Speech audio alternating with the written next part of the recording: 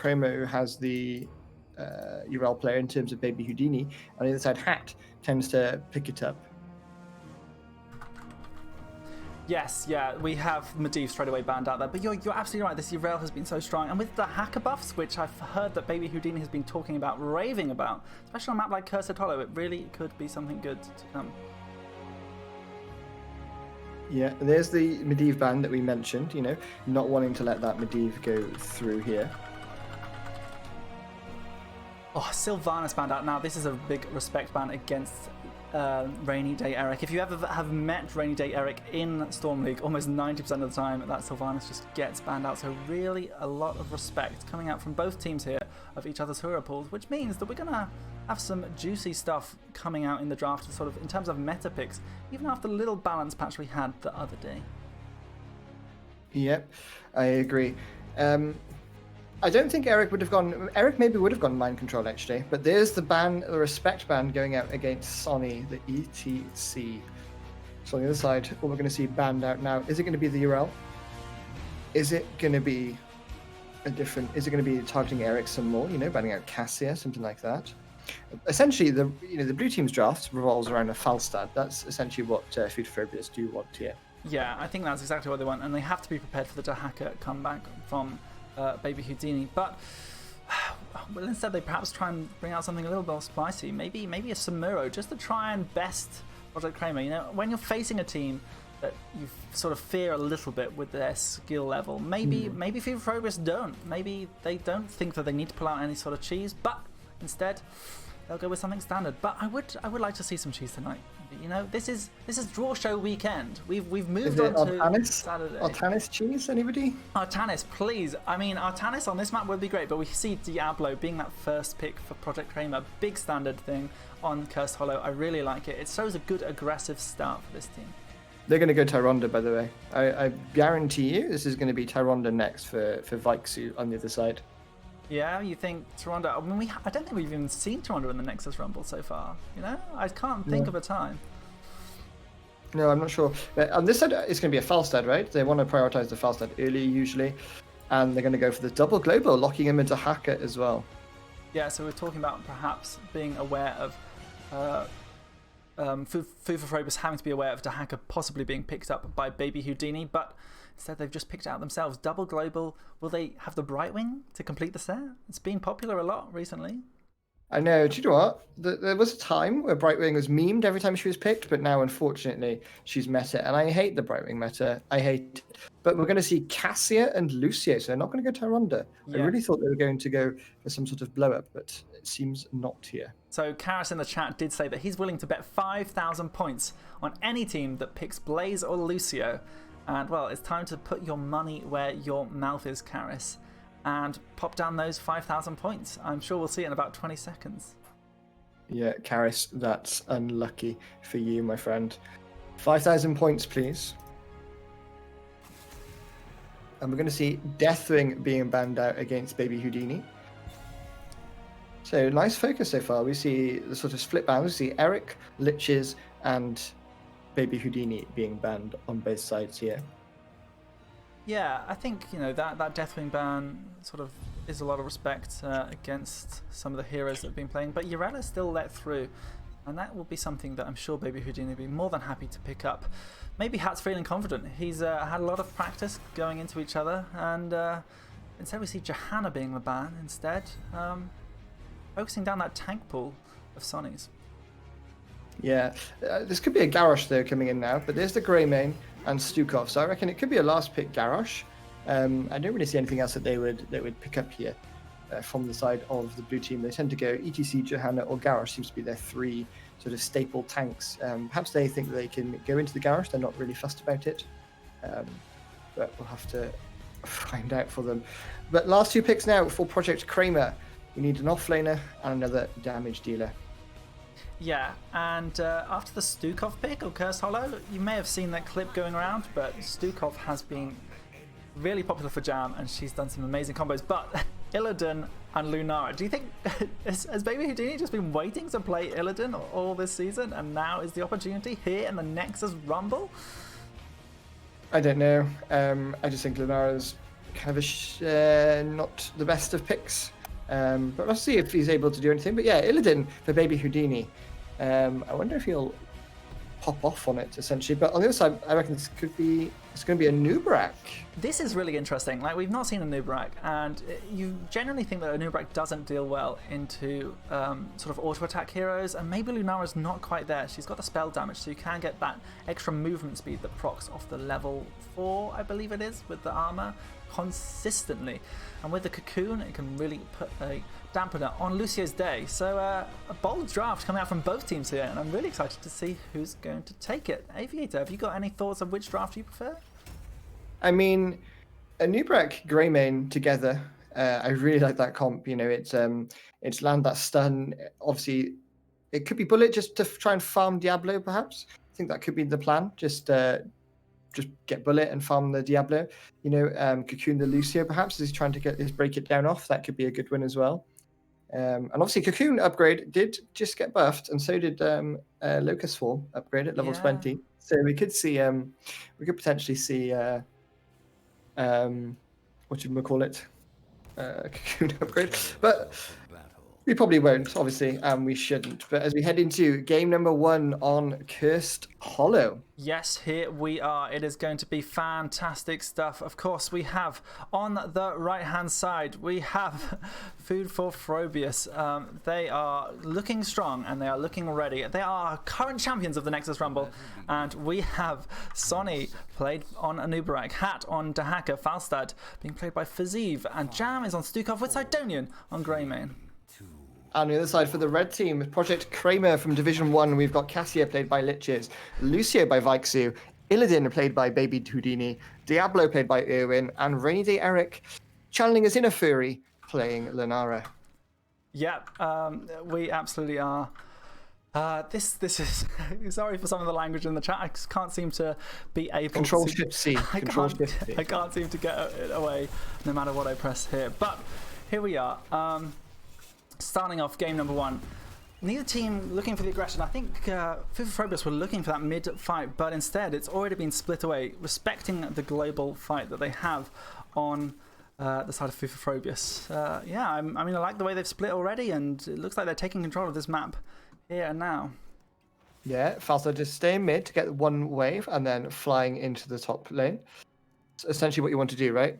And obviously they put Dahaka in the bottom lane because Dahaka's global is instant. And on the other side, we can see that. Yeah, and he can go pretty much anywhere on Cursed Hollow. The amount of bushes there are just means that you've got such liberal way to go around the map nice and easily. Baby Houdini here holding lower and lower with the 1v1 matchup against Faziv. This is an interesting one as well because obviously Illidan can dodge the auto attacks but is not able to dodge the lightning shield. And a beautiful flip here coming from Owen. Faziv getting lower and lower. Baby Houdini trying to put on the aggressive, but he falls to 50% HP, but no less right now. Yeah, we're going to see, meanwhile, Greymane. No camp being started by the red team yet. They don't like camps, it seems. But they're going to try and time it, probably. You're going to see Illidan go off to do the Bruiser camp now. And then we're going to time the bottom siege, no doubt, to be pushing with the objective. We're going to see the blue team just look to come over and invade this here as Jam comes in. They do have the double global, remember? That's exactly what we talked about in the draft. Sonny's coming in as well. So is Fizz. The Hacker's burrowing in the background. Mr. Silence goes down and Baby Houdini falls. Now a double stun comes out onto Liches. And Liches...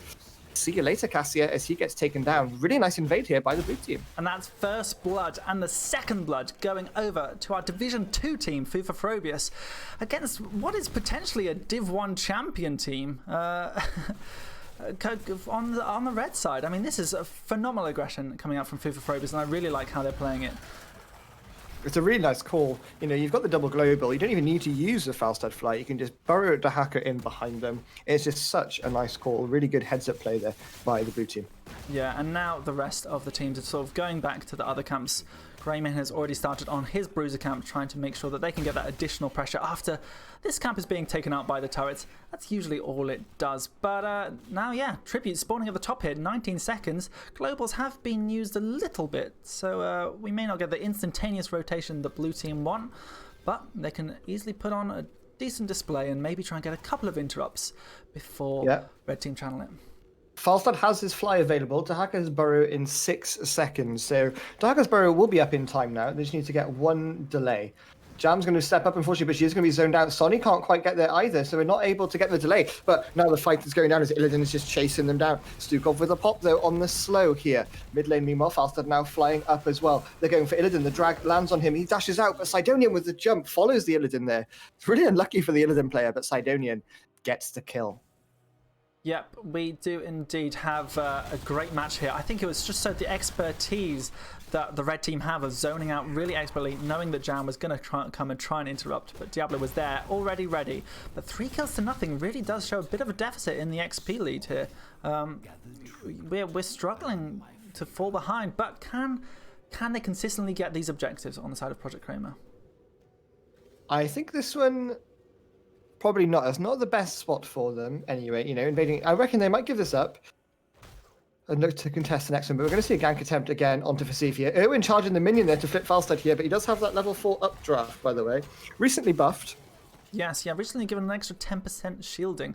Even though that Fazeev used to take this talent before, he's more than happy. We do see the Hardened Carapace build coming out from Manubrak, really looking to get that extra speed and the sustain from the shield, which you can sort of, as I said, abuse with Lunara's spell damage poison.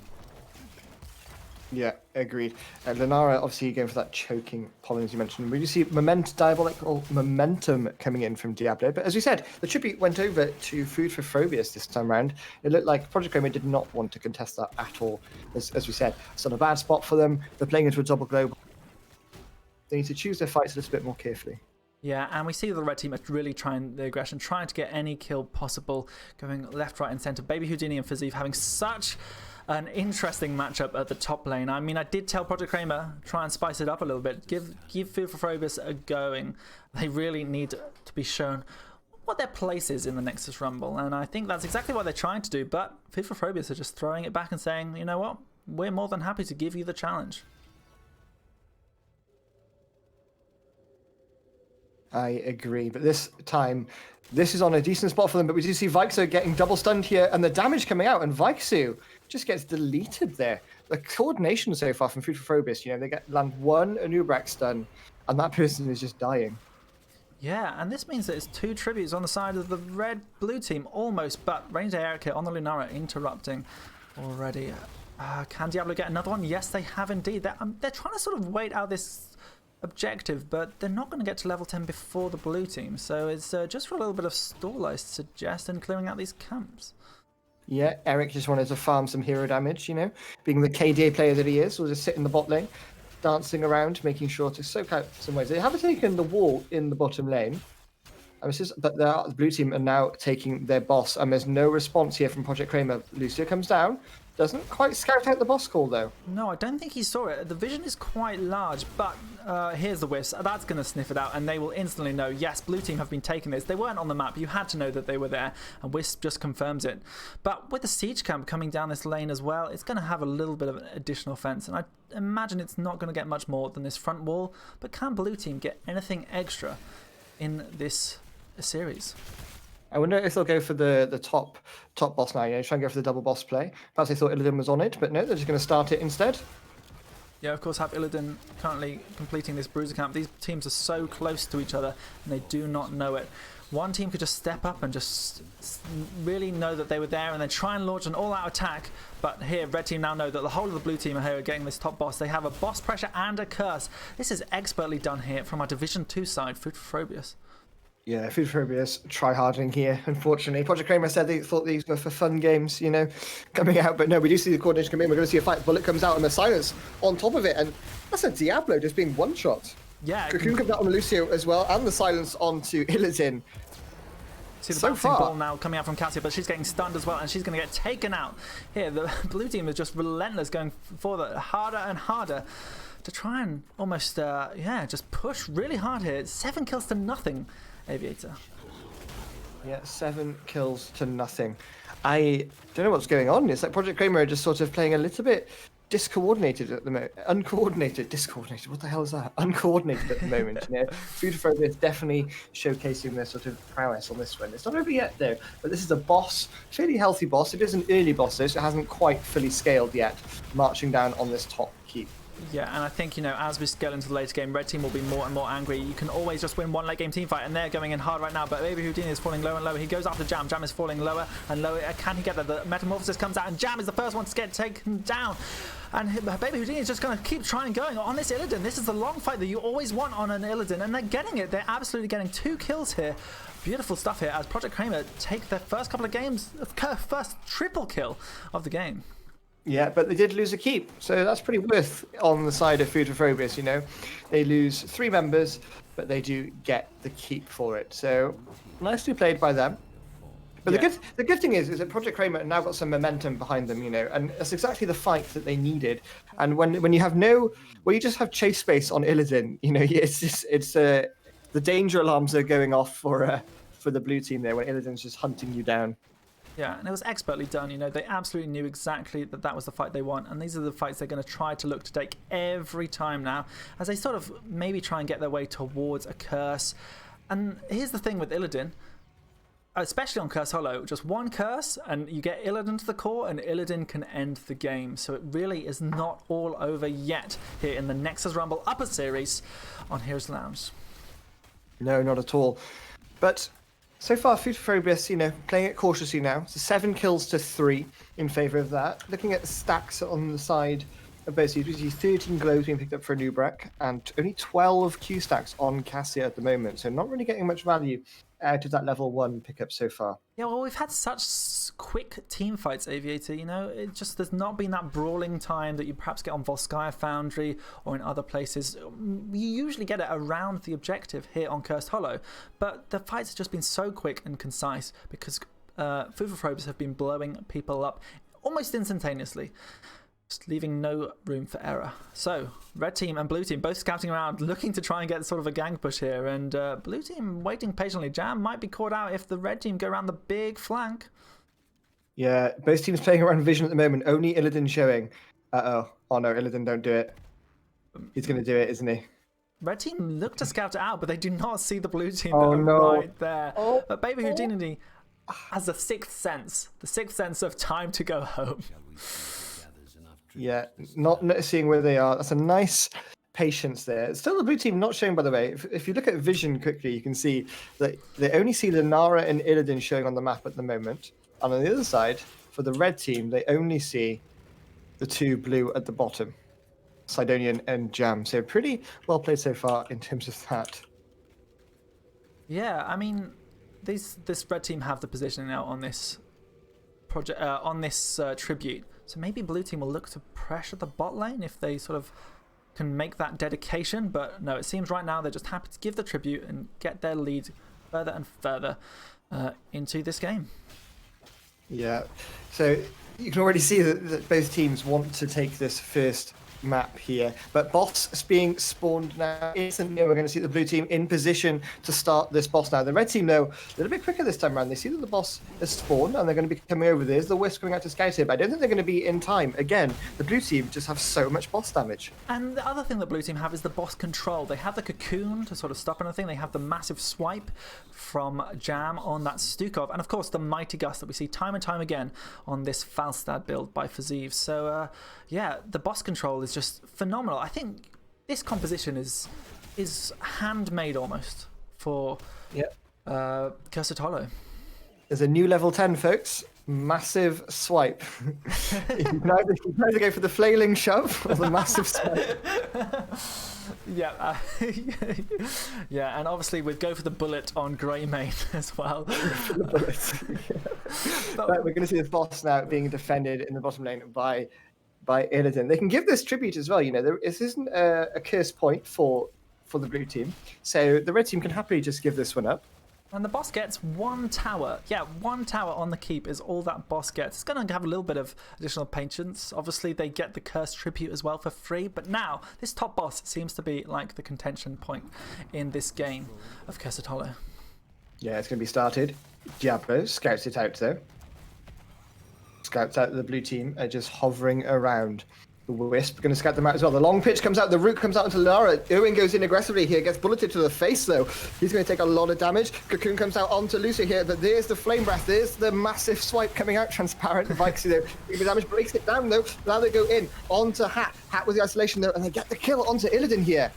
And the slows now coming in from Jam, and the Mighty Gust pushes everybody into that wall, and they quickly dispatch of Diablo. Blue team still looking for blood, but Liches is trying to do their best to do the 5v1 carry as Cassia, but it's not quite there. There's not going to be enough as Lucius trying to escape. Can the blue team get another kill? Looks like they can! Oh, so close. Blue team is going to get a boss and another tribute, it looks here, or are they going to end Aviator? Yeah, that's just end. Surely you've got 35 seconds on Lucio, 20 seconds on Cassia, and Diablo with no souls here gets rooted as well. And yeah, that's dead. I mean, they're pushing harder and harder in. Here we see that the Sidonian and Faziv putting that auto attack damage that we've talked about so many times in the Nexus Rumble, but Faziv is falling lower and lower. He's got a shield still available, and he might need to get healed up. The red team are not going out without a fight. Baby Houdini trying to get on the kills, but stunning Rainy Day Eric, and it looks like it's F's in the chat from Liches. GG, well played. And Frobius take game number 1. Yeah, I think that was obvious from draft. I think when you pick up the Lunari, you've just got no kill pressure from the hero there into Greymane and the Falstad. I think they just play the macro game, and as you say, you got the double stun from a Nubrak into the silence from Stukov with the Greymane burst on top of it. I mean, it's just too much. I mean, they did it so well. The CC follow-up and everything. You've got the jam on the Stukov once again, just providing slows and silences, not even getting those big root combos. And when she tried to do it, she was quick on that Medallion to stop getting in trouble herself. So well played here from Food for Frobius, taking game number 1 against our Division 1 team. That's going to make them quite angry, I can imagine. Yes, I completely agree. I reckon next game we're going to see a bit of, and immediately here with the first pick coming out for Project Kramer. So map pick will be going over to Food for Frobius again. Yeah, I mean, they chose Curse of Tolo, which I think is their favourite map, and we can see there that they sort of play it expertly at the highest level. But the thing that differentiates some of the Div 2 teams and the Div 1 teams is that Div 1 are usually pretty good almost everywhere. And I think that Project Kramer will be happy to take a different map when perhaps Food for Frobius aren't quite as prepared. I reckon it'll be Tomb of the Spider Queen though, looking at what they both play, etc. I think that's what they'll probably pick up here. Looking at the statistics, you see Project Kramer, they've played Tomb of the Spider Queen themselves twice with a 50% win rate. But on the other side, for Food for Frobius, this is, as we mentioned, this is a map that they do enjoy, and they're 3-0 on Tomb of the Spider Queen as well. They're yet to lose a game on Cursed Hollow, and they're yet to use a game on Tomb of the Spider Queen in the regular season. Yeah, and Tomb of the Spider Queen is one of those great maps that we always like to see as well. I mean, I like the Illidan pickup, but I think they just couldn't get the most utility out of it after all the CC was coming out. We saw some really good cocoons as well coming out from a Nubarak. So could we see a Nubarak being picked up again? Once you have that confidence, sometimes you can just bring it into the next game. Yeah, I just think the Nubrak was really impactful as well. Nubrak's one of those heroes where if you miss your E or if you miss your stun, you just feel useless, for the next sort of 8 seconds. But Nubrak just hit everything, and there was a Stukov to follow it up, with the root and the silence. It was just really well executed. Essentially, it was a high execution comp, but it was really well played. And it's going to be Tomb of the Spider Queen. You were absolutely right. Yeah, Tomb of the Spider Queen. Picked up once again by Food for Frobius. Yeah, if we just have a little look at the map draft, what we did to get to this point, we had some maps banned out. Volskaya Foundry, that map that Food for Frobius refused to play. And obviously, Gazatolo was won by Food for Frobius. But with Braxis and Dragonshire banned out, as well as Towers of Doom and Volskaya, we've ended up on Tomb of the Spider Queen for possibly our last match here in the upper series of the Nexus Rumble. But I think Project Kramer are going to come out so angry here, and they will have their vengeance on Tomb of the Spider Queen. No matter what Food for Frobius can try and bring, they are angry. Yeah. Frobius take this 2-0. I don't think they've only lost one map in the regular season, in the Nexus Rumble, by the way. And they've been top now for 5 weeks, I believe. Is it 5 or 4? I think it might be 5. I should really know these things, but you probably should do, yes. But I think if it is 5, and they've only lost one map in that entire time, and that was against Complex, who was one of the teams to beat them in the regular season, actually. So it was that was a very, very good match, actually, between the two of them. It was exceptionally close, and Frobius did have a sub, though, for that. Obviously, that was the time when Fiziv's PC was down. Yep, so what can we think about going into this next series? Next map. Obviously, this is the Nexus Rumble Upper Series. Frobius are a Division 2 team who have been at the top. They've been winning weeks on and weeks out. But Project Kramer here as a Division 1 team, our first Division 1 team in the Nexus Rumble, are here to make sure that they don't survive as our champions for much longer. We're having people in the chat saying that we didn't get the Cocoon upgrade, which was a little bit of a sad thing, but I agree. Actually, I agree. I think we could have had with the Cocoon upgrade, you know. Eric's a big supporter of the Cocoon upgrade as well, in terms of Rainy Day Eric. Oh, yeah.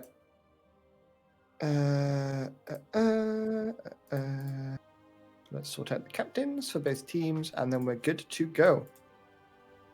Yep, these two teams. What do you expect on Tomb of the Spider Queen from these teams? We've seen Fiziv play the Falstad, and I wouldn't be surprised if it's picked up again, because it's just sometimes not worth banning when there is the Medivh, when there's other heroes that are more impactful. But maybe it will take priority over that ATC. Yeah, I think I can't see that we'll get much different. Yeah, these teams, you know, they seem pretty solid, but I think Project Kramer will be the ones to change something up. They'll have something up their sleeve. Maybe we'll see that Ragnaros, but here we are. We go into Tomb of the Spider Queen on the draft.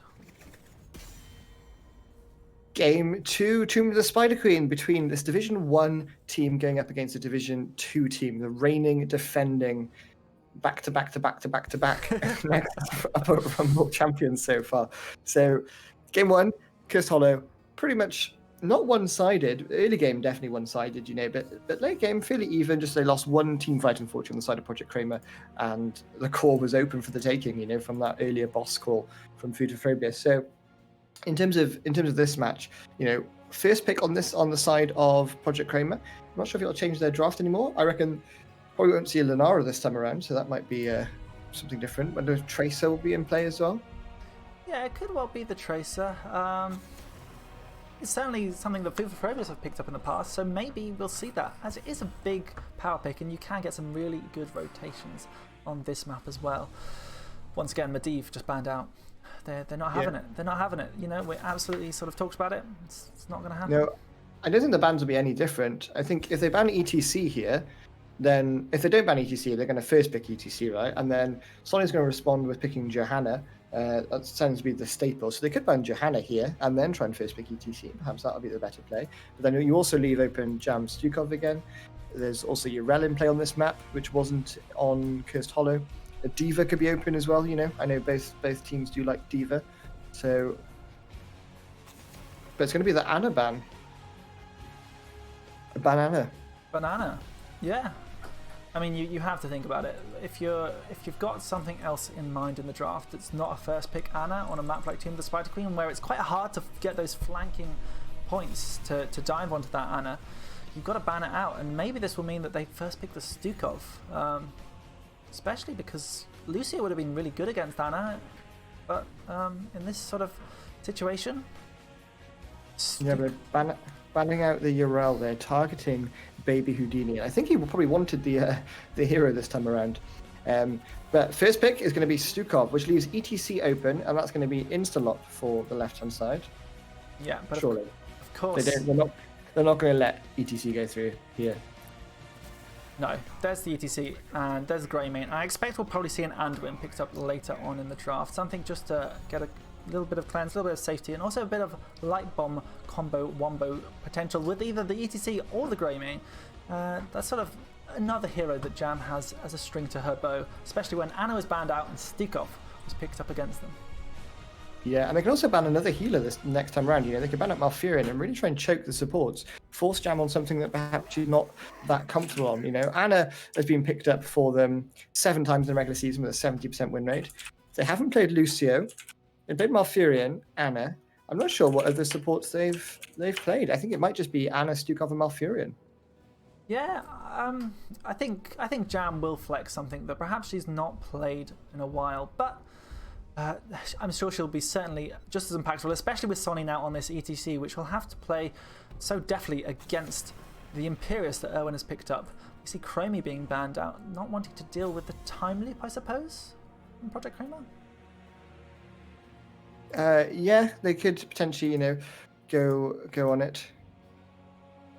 But we wonder what ban will get now. Yeah. Coming out here, targeting food for Frobius. I mean, you'd think a support ban, but what do you ban at this point against the support? It could be another DPS ban, obviously. There's still had to worry about, but we have, yeah, there we go. Leoric, the off lane being picked up. He's had a few changes in the recent balance patch, but I think it's just that additional wave clear that you can really get with him, especially into D.Va. So I'm sure, is Rexar, what's the matchup with Rexar into D.Va? Do you know, Aviator? I think it's one of those, again, it's like any offlane matchup. I think, if you go aggressively trading it in, it's not like Dragonshire where, it's the Rexar pickup, as you mentioned, and Brightwing. Yeah, we talked about this last game, the Brightwing being more popular these days in Storm League, and Jam has certainly been picking up herself. So here we see it in the Nexus Rumble. Obviously not the biggest map in the world, but can provide a little bit of vision, and with the Dream Shot, you can get the interrupts on the channel quite nicely and easily, as well as polymorphing Imperius just to null him out. I think it's a nice pickup really here. Yeah, I completely agree. The last two picks are going to be Tassadar and Tychus. That's a lot of damage. That is a lot of damage. Tychus will give ETC the big D, essentially. ETC slides in, Tychus stands there, presses D, and just holds his minigun, just auto-attacking away at ETC. Yeah, if you get that bigger they are, just shutting ETC all the way down, and then have the Tassadar Q follow up, it's pretty much just enough damage, especially if they've already been speared by Imperius, because Imperius will auto-attack as well, post 10. But Gazlo coming out here is the 4-man, I suppose? Yeah, I don't think you're going to have a 4-man Rexar, although that sounds kind of fun as well, actually, because technically you're on a 5v4 continuously in the 4-man, with Misha obviously carrying Rexar to victory. But I do like both drafts here so far, a lot better than game 1, I think, in terms of coordination. We'll have to see how well Project Kramer can play now. Yes, yeah, I think, the Imperius is a really big pickup, as well as the D.Va. So I think Project Kramer are feeling comfortable, they're feeling good. If not, though, I think Frobius have got almost everything they want, but they do have Gazlo. And as we know, Gazlo is just known as the green Frobius. So Fazeev on that, as a big Frobius fan, will be more than happy placing down those turrets, getting in that good fight. Which way are you going to put your points, Aviator? Team B for this time around. I want to see a map 3. As whenever a team goes 1-0 up, I always want to see a map number 3. But enough waffling on. Let's get into it. Game 2, guys, between Project Kramer and Food for Frobius. Yep, indeed we do.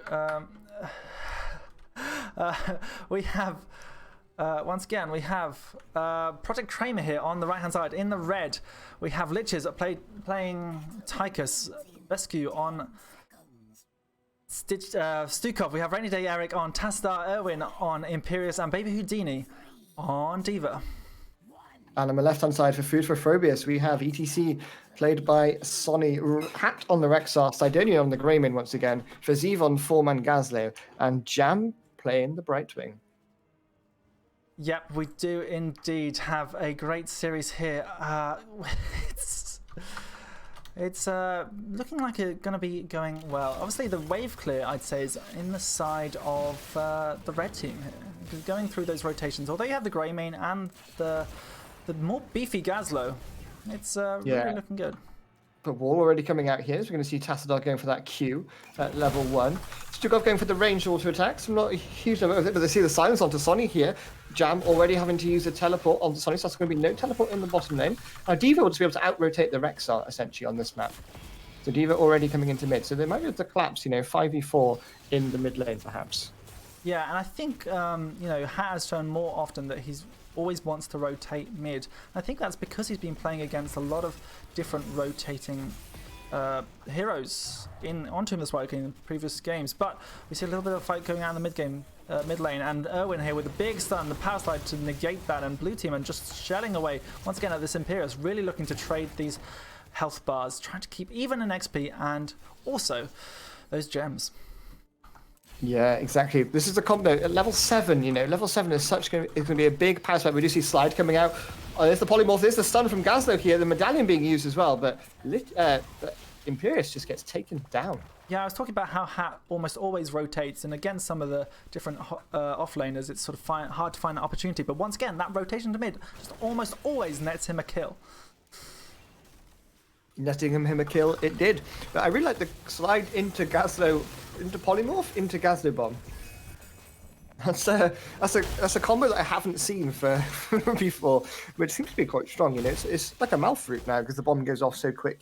Yeah, I mean it is. It's so speedy. Look at that countdown, just goes straight away. Quickly clearing these waves, really nice. I mean, Frobius already coming out swinging in this game number 2 series of the Nexus Rumble. Yeah, map number 2. But as we mentioned, it's only 1 kill so far for the blue team, and level 7 is when the red team's composition will start coming online. You get that flash of anger from Imperius. Interestingly, we don't see anyone go for the bottom camp. We're going to see Diva start the right side, Gazzo starting the left as well. Nobody's starting the bottom camp, and as we say that, we do see Hat now starting it. Irwin's going to scout this out on the Imperius, but you can see the blue team rotate down. Obviously, they do have Brightwing.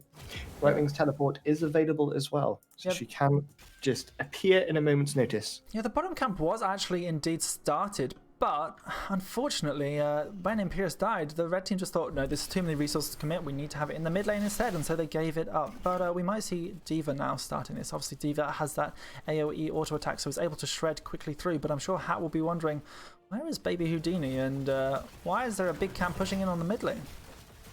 Yeah, but I reckon this will be scouted out. And as we mentioned, we do have Brightwing available. But Baby Houdini is doing this very, very quick. And he does have Bomb available as well. We're going to see Rexar decide to rotate mid instead. Maybe try and get a pick off on one of the DPS. We see the blue team now stepping up with their own camp, pushing down this mid lane. Yeah, how these teams use this camp is always very interesting. We see that the red team have used it to push in that mid lane, getting a little bit of an XP advantage, maybe with the tower pushing in. But blue team, they're just going to let their camp push in by itself, and instead maybe get a bit of positional advantage, trying to perhaps get Sonny turned in, as they're behind on the gems right now, and Houdini's turning in 20. That's going to be a big gem lead for the red team. Yeah, in terms of paid in, but gems number-wise are favouring the blue team. They managed to pick up the see slide coming out, polymorph again, knocked back into the Gazlo stun, but Irwin this time is going to survive. Greymane goes in aggressively there, not sure why, and does get taken down. Obviously, you thought the follow-up was there. Sonny doesn't have slide available though, and she's taking a lot of damage from that Tassadar. That's going to be 1 quick kill for the red team. They're fighting back in game number 2. Yeah, 1-to-1 kill. Much better kill stat-wise than we saw in game number 1. I mean, the problem with Gazlo here is obviously the follow-up damage is a little bit slow. There's a little bit of a wind-up. Even though it's a much shorter time, the laser and the bomb still take time to wind up, as I've sort of already said. But also, he doesn't have that mobility that Greymane has to be able to dive into the backline. So they've got to be a bit careful when trying to chase these kills.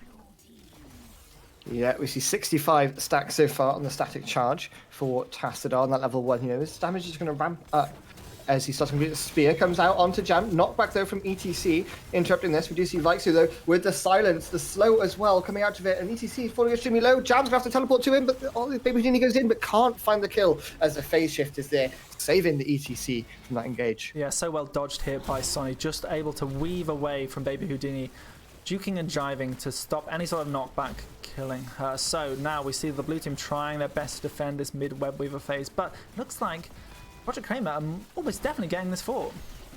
Yeah, this fort's a goner. And they do have a Diva Bomb as well, should they wish to, pop it, essentially. 1 kill to 1. Level 9, v level 8. Experience pretty much even, though, at this point, We are going to see a catapult, but we do see a slide coming out onto Irwin here. Stunned, polymorphed, into the Gazlo Bomb again. Irwin falling extremely low, 140 HP, 120. But he manages to get out, but the blue team are still chasing this. The Sidonian goes in, wants to try and get the kill here. Cockle over the wall, not quite landing. Yeah, just... Meanwhile, Diva just sieging away down the bottom lane. Yeah, taking this opportunity just to get a little bit of extra damage. Maybe they realize that the pain is going up the top and it is interrupted, but 3 gems away. They just need to get a couple people turned in. Obviously, Jam's got 2, Sidonian's got 1. Maybe Hat with nothing can pick up 3 in the bot lane, and they can try and sneak it in to get the retaliation. But we see level 10s now being picked up by Project Kramer. They're ahead. They're bloodthirsty. They're looking for the vengeance after game number 1. They've picked up the Tychus and the Diva this time. And with the Tacitar as well, they can make themselves incredibly big with Archon and Commandeer Odin. Odin being picked up. I like Drill. You never see Drill anymore, for good reason. But I think it's a funny ultimate. Yeah, we do have the flailing shove as well from Stukov, so it's nice to see both heroics picked in this series today on different Stukov builds. Everyone's got their own Stukov, and today it's massive shove on Tomb the Spider Queen. But Sonic getting caught out a little bit here, but easily backing out. Yeah, Irwin just constantly looking for those spears. You know, if you get a spear into Stukov silence, it's a lot of damage and potentially one-popping someone on the side of the blue team. Yeah. Both tanks are sort of scouting out. They're not willing to pull the trigger. Irwin tries to get the spear. Doesn't quite land. Tacitar just putting out some damage, though, onto this blue team. They're both looking. Level 10s are on the other side, and we do see go for the bullet again from Kramer. Yeah, it's looking to get that big blow up that they performed so excellently in game number 1, especially as they have to try and come back into this game. But with Mosh Pit and Gravel Bomb, they've got some good setups as well to maybe try and get a few of these extra kills. But they're lacking a little bit more damage. But Sonic here gets silenced. She gets stunned as well, and she's going to fall lower and lower if Jam's not able to get her up. But she is indeed. But we see Sardonia going in the back, maybe going to get the kill on Stukov, and that is the first kill of this team fight. Can the blue team get any more? They're looking for the stuns. They're looking for follow-up, but Medallion is popped by Owen. He then gets stunned. The Mosh Pit again into the Gravel Bomb, and that's a 3-man Mosh Pit. And this looks so incredibly good here for the side of Frobius as they get a triple kill and a Web Weaver phase is beautiful. But Brightwing is taken out. She's got a global, but she might be able to get out as Houdini is looking to probably pop Diva Bomb and clear out this wave. It's a really nice fight from the blue team there. Gravel Bomb into Mosh Pit, by the way. You know, both teams essentially pressing R's at exactly the same time. Tacitar, unfortunately, managed to walk into the Mosh Pit, and Irwin expertly sort of cleansed Medallion to the Gravel Bomb initially. Not the Gravel Bomb, the Gravel Stun coming out before the bomb. But unfortunately, ETC was waiting and punished the Imperius. But mid lane cleared out, and now the red team's lane is actually pushing in. Yeah, and blue team need to be aware of that. But they're looking to push down this bot lane instead, get the front wall that they've almost sort of had equalized in other places, and maybe look for something more. Obviously, everyone is up on the side of the red team, and Owen is looking for the engage here, but Sonny interrupts the charge here, and Owen is just falling lower and lower. This is exactly the problem with Imperius right now. He was really strong, especially with that level 7 Flash of Anger, but as we go into this stage now, with ETC able to interrupt those charges, Owen just feeling a little bit useless, I think, and a little bit squishy. Yeah, spear over the wall, not quite landing though. Blue team has another pay-in, and the red team have just picked up a pay-in for themselves now. If they want to turn it, it looks like they're all going to be paying at the same time. Camp not started by the blue team yet. They need to tag it. Yeah, and we see the blue team now get blown up straight away here. Beautifully done here by the red team. Getting that aggression as soon as they get the turn double spear. And with the spear onto Sonny as well, she's falling lower and lower. Can I get the interrupt? But no, Diva's looking a little bit squishy. She's going to go down, and but with the roll as well as the Medallion able to get out. Baby Houdini just outplaying the blue team here. Yeah, Baby Houdini, Medallion gaming out of his mind there, popping the Medallion and dashing, rolling to safety. But that was really nice kills there coming in. You know, Brightwing though keeping ETC alive. How did Brightwing survive that? Yeah, you have to dodge, duck, dip, dive, and dodge if you're Brightwing, but now the rest of the blue team up and away. We're seeing so many good Medallion uses in this match. It really is phenomenal. They're almost always on cooldown and used at the best times. I really like the skill level we're seeing today in the Nexus Rumble. This bottom lane push is fairly still healthy. The Spiders, you know, it's going to be sieging up. No Odin available though, and blue team just sort of casually trying to spear goes in over the wall onto Greymane. Stukov not quite in range to follow up though. But the blue team are struggling a little bit to clear this, it seems. Yeah, and they're going to have to walk away here as the red team pushed up to the keep. But that's all they're going to get right now. The boss is available, and there's lots of gems on the side of food for Frobius. But will they be able to turn them in as the red team just have such massive control over the whole of this map? Yeah, 3 forts to nothing in favor of Project Kramer. But as you mentioned, the blue team, they have almost a double pay-in essentially. You know, by the time they pay in, as long as they all survive and keep their gems, they'll get a second pay-in as well.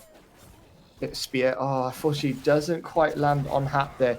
Also being used here, though, the blue team are going to want to try and engage this. Diva's on the way down as well. The stun comes out onto Lichess, so easy slides in. There's But Irwin manages to pop his shield this time and lives. Jam with the teleport though on to Sonny. Meanwhile, Sonny at the backline with the mosh pit there, landing onto 2 again. But this time they don't survive. Greymane goes down. Sonny sliding on to ready the Eric on his Tassadar, but Archon just being used and just auto-attacking away essentially on this blue team now. And the red team, they want to chase them down here. Yeah, they want the have all gems. the gems. The gems are all available, and Baby Houdini is more than happy to get them down. Sonny is right in the back line. Maybe she could have Hearthstone, but no, she's looking for the big peel, especially as there's 20 gems. But the root coming out here, this means the 20 gems could well go down on Sonny. She picks up the 40 just as they're timing out, and we see 100 HP. She's going to try and dip, dive, and dodge, maybe. She does get away. This is beautifully stuffed, but here, Diva's getting taken out instead. To see for the 20. Sonny's great escape. Let's follow this here, Aviator. Yeah, Tassadar... Tassadar clearly should have gone to Specsavers. Unfortunately, walked past the ETC, literally walked past the ETC just to try and kill Fizz. Yeah, I mean... Literally just ignores the 2 HP ETC. Oh my god. And unfortunately though, that means that the blue team managed to get away with their gems. Yeah, I mean, really well played here from Sonny, able to find the right route to get out, to be able to rescue the gems as well, instead of just Hearthstoning. Yeah, they do get a few kills. 5 kills to 6. Level 16 is in, but as we mentioned, it's a back-to-back pay-in, a double pay-in now for the blue team, should they so manage to get it. Yeah, I mean, they've got to try and get their space into this. We've got level 16s now picked up. This is all going to be good, especially for the Greymane. That's a little bit of additional damage that maybe the blue team need to be able to finish off these kills a little bit quicker, as they did struggle. There was some options that they could have got kills in that team fight with a beautiful mosh pit and everything, but it just wasn't quite performing as well as they'd like. So, level 17 to 16 and 6 kills to 5. This could go either way, Aviator. Yeah, Odin being popped, they're going to want to siege up here in this mid lane. They do have a camp. And this is the thing, the blue team struggles to clear it. They've only got Greymane as their range damage. Yeah, and although, Fizzy was looking for the gang then, he's got 50 gems. If that gang goes wrong, it can all go wrong for the rest of the blue team. We have Brightwing in the off lane, just now teleporting in onto Misha to maybe a little bit. The boars are now popped. They're chasing the red team down. Can they get the slow? It's a big slow, but the wall coming out from Ray Eric here. But we see Stukov maybe getting focused here. Massive medallion. And Baby Houdini's gone back in. Yeah, he's falling lower and lower and lower, but he doesn't have his bomb available. Does pop the bomb as well. And meanwhile, ETC gets taken down. Grabber bomb comes out, doesn't quite land. Irwin's looking for a spear again. The spear not quite landing there onto that Brightwing, as Brightwing manages to dash away with the teleport. But that's another kill for the red team. Yeah, if red team can pick up 5 more gems, they'll have their own turn in, which is exactly what they want when they have the control of the map, when ETC is down. Because right now, Jam has a turn in all by herself on the little Brightwing. The little Brightwing who could, as they say. But we're going to see Boss being started now by Project Kramer, and Imperius just scouting out the pay. Now the blue team probably know that they're doing Boss now. You can see them immediately. The call's there to try and zone out the Imperius. So it's going to be a pay-in for a Boss. Yeah, well, actually, they're not going to pay in completely. It looks like. Well, no, they are now. They're paying in so carefully. Quick maths. Just to get so that Jam is the one that has all the gems, seeing as she is the one that, I'm not sure if, well, she died once in the early game, but she's also the most agile, as Brightwing can teleport, and especially with Blink Heal, it's really quite nifty. Red team now coming down to defend this bottom wave. As the Web Weaver spawns, it's going to be the most pushed out wave, and there is indeed a siege camp here. Sensibly done here from the red team.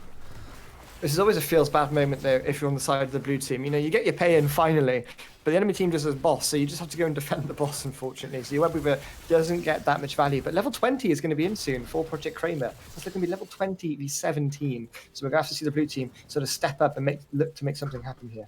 Yeah, blue team now looking forward, maybe looking for Baby Houdini, but Baby Houdini is slippery as ever. The reason they call him Houdini is because he just disappears, and that's exactly what he does. Goes down to the bot lane and makes sure that he can't be seen. Playing with that vision as the rest of the red team scout out the blue team, looking to defend this top wave. Yeah, using Oracle there to defend out. But this top wave is going to be defended. Level 20 is in now, and we're going to see Baby Houdini start marching his way up there into the top lane. We see the blue team immediately start to retreat as well. Good call from them. They don't want to engage upon level 20. But at the same time, you don't really want to give a free pay in either. But again, would you see Big Red? It's not Big Red Button, by the way. No, it is indeed the sort of newish talent of that overkill, which reduce the cooldown by 5 seconds and gains 40 armor. It's pretty good for survivability, especially when you have the rest of the Q talents. They just give you an incredible amount of damage and survivability. I really like what NEXUS is doing here. With Twilight Archon, Red Team could indeed end the game with this next pay-in. They could do, but I think Big Red as well. Imagine having Big Red and Big Archon running down the mid lane now. And if they had Bloodlust Aviator, we could have had the biggest team ever. Yeah, just draft around empowering it, but here we see the Odin being popped here. This is going to be the keep. You know, unless the blue team end up with a miracle mosh from Sonny, which she's known to pull them out though. You know, quite a Houdini herself in terms of pulling something out of a hat. But this keep is a goner, and the blue team just decide to try and clear out the other lane. Irwin, though, in the top lane, does get slid down, gets bulleted to the face here. Solo mosh pit as well, and he's going to get taken down. Twilight Archon being popped now, Baby Houdini taking a lot of damage here. The blue team, they want more. Gravity Bomb comes out as well, doesn't quite land though. Medallion to use the bomb there. Really nicely played by Baby Houdini, and he's back in his mech. Yeah, being able to use the pilot role to just escape as well. Means that they can cut the losses. They're not able to end the game though at this point, so blue team is still in it, and they have another turn in with all those gems still on jam at the moment. Yeah, but they still got Twilight Archon, so they still want the second keep. Yeah, with no tank but a level 20, they're more than happy to do that. Just gain that extra space, and the waves are now so far pushed out that perhaps Jam doesn't even want to hand them in until later. But Baby Houdini's chasing them down. Vikes, didn't get a chance to mount up here. Yeah, Sonny maybe looking to be able, Jam looking maybe to get the polymorph to interrupt, but no, here's Baby Houdini. He does get taken down. Looks like he's going to fall so quickly. I don't think he has the pilot roll just available yet. Well, he does, but it's not going to keep him alive for much longer, and that's another kill for Frobius to be able to get back into this game. Baby Houdini dying for Vikes sitting there, unfortunately, on the Stukov, not mounting up and having just walking away, whereas ETC was on the prowl as Diva tries to peel for the Stukov. But nicely played by Brightwing, you know, TPing in to give ETC the vision, essentially, to make sure that Sonny can get the slide if necessary. So we're going to see a blue Webweaver pay in here, and they might be able to get their first fort of the game. Yeah, I mean, surely they will. There's still Diva dead, and the waves are being pushed out. But with catapults regularly spawning in the bot lane and the mid lane, it's somewhere where they really have to babysit. And that's exactly what they're doing. They're now taking out those catapults with Rexar in the bot lane, and obviously the 3-man in the middle with Brightwing ready to teleport from the top lane. Houdini did disappear in that bottom lane, you're right, Mixin 88. Yeah, we mentioned that he's slippery, but unfortunately, not slippery enough, it seemed, as he did get taken down. But the blue team are going to get this mid fort and bot fort as well. Well, Houdini is only a baby after all. He's still got some tricks to learn. Yeah, blue team just pushing down this mid lane. They have the mosh pit available. We have the level 20s as well, finally, from them. So they have the blink, they have the rooting boars, and of course, the miniature black hole from Gazlo. Nicely done here to look for those bigger play combos, just as Tastar completes his quest as well. Yeah, Tassadar finally completing that level 1 quest here. But Kramer now with Hunter's Blunderbuss as well, with Executioner, you know. It procs on the second sort of splash as well. So it's really annoying, you know. And you can see here, just auto-attacking away on the thing. We do see a Silence Root coming out there. Jam having to teleport now onto Sonny. I wonder if we'll see the blue team pull the trigger, or the red team. Irwin is in the mid lane, clearing it out. Top lane is still pushing in as well. That's a big wave in the top lane, but it looks like the red team say, no, we want to pull the trigger here. Yeah, and blue team are backing out. They have enough gems to get another turn in, whereas red team do not. Blue team are now in control. Even though they're 2 keeps down, there's no forts now on the map, and they're in position. We see that the invisible friends here, and it looks like it's going to be a big mosh, but the interrupts coming out here with the medallion uses, but with Miniature Black Hole, it looks like more than anything. But ETC doesn't get blown up. Rainy Derek is the next one to go down. Baby Houdini is looking unwell, and the blue team are trying to make the most of it as they've lost their tank, but can they get forward with this double bruiser composition? Misha's looking unwell, and she does indeed go down. The red team is now on the hunt, as they could well end the game if they win this fight. Oh, but it looks like Liches, though, may have bitten off more than he can chew, and he gets taken down. Jam now with a teleport as well onto Sidonian. Sidonian just getting these auto attacks in. Hat manages to get the slow as well. Sidonian jumping in on Baby Houdini. It looks like Viksu falls on the Stukov here. Baby Houdini does get into the mech zone, does have his bomb available here. So it's a Baby Houdini and Irwin, but there's the miniature black hole gravity bomb coming out here. The double stun as well landing. Irwin pops the medallion, trying to retreat here. Baby Houdini gets away as well, using that bomb to zone out for him. It's a beautiful What a team zoning fight. out bomb, and that team fight was just spectacular from both sides here, but blue team getting the biggest advantage, and they're looking for the turn-in and the boss play. This is incredibly greedy, but it could well net them the game, especially as there's still 40 seconds just about left on Stukov. They're going to have to try and end with this, I think. I think that's going to be the plan. Yeah. Boss, get your pay in, and just run it down top lane and try and end the game. Because otherwise, they're just going to lose to late game pressure in terms of control on the map and things like that. So, blue team, timing the boss as well. Yeah, we've seen some incredible late game wombo combos coming out from Frobius here, though. Using that grabber bomb, using Mosh Pit as well.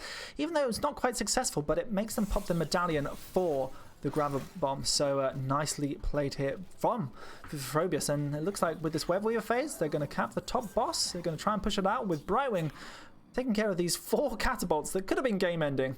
And still could if Frobius don't keep their eye on the map.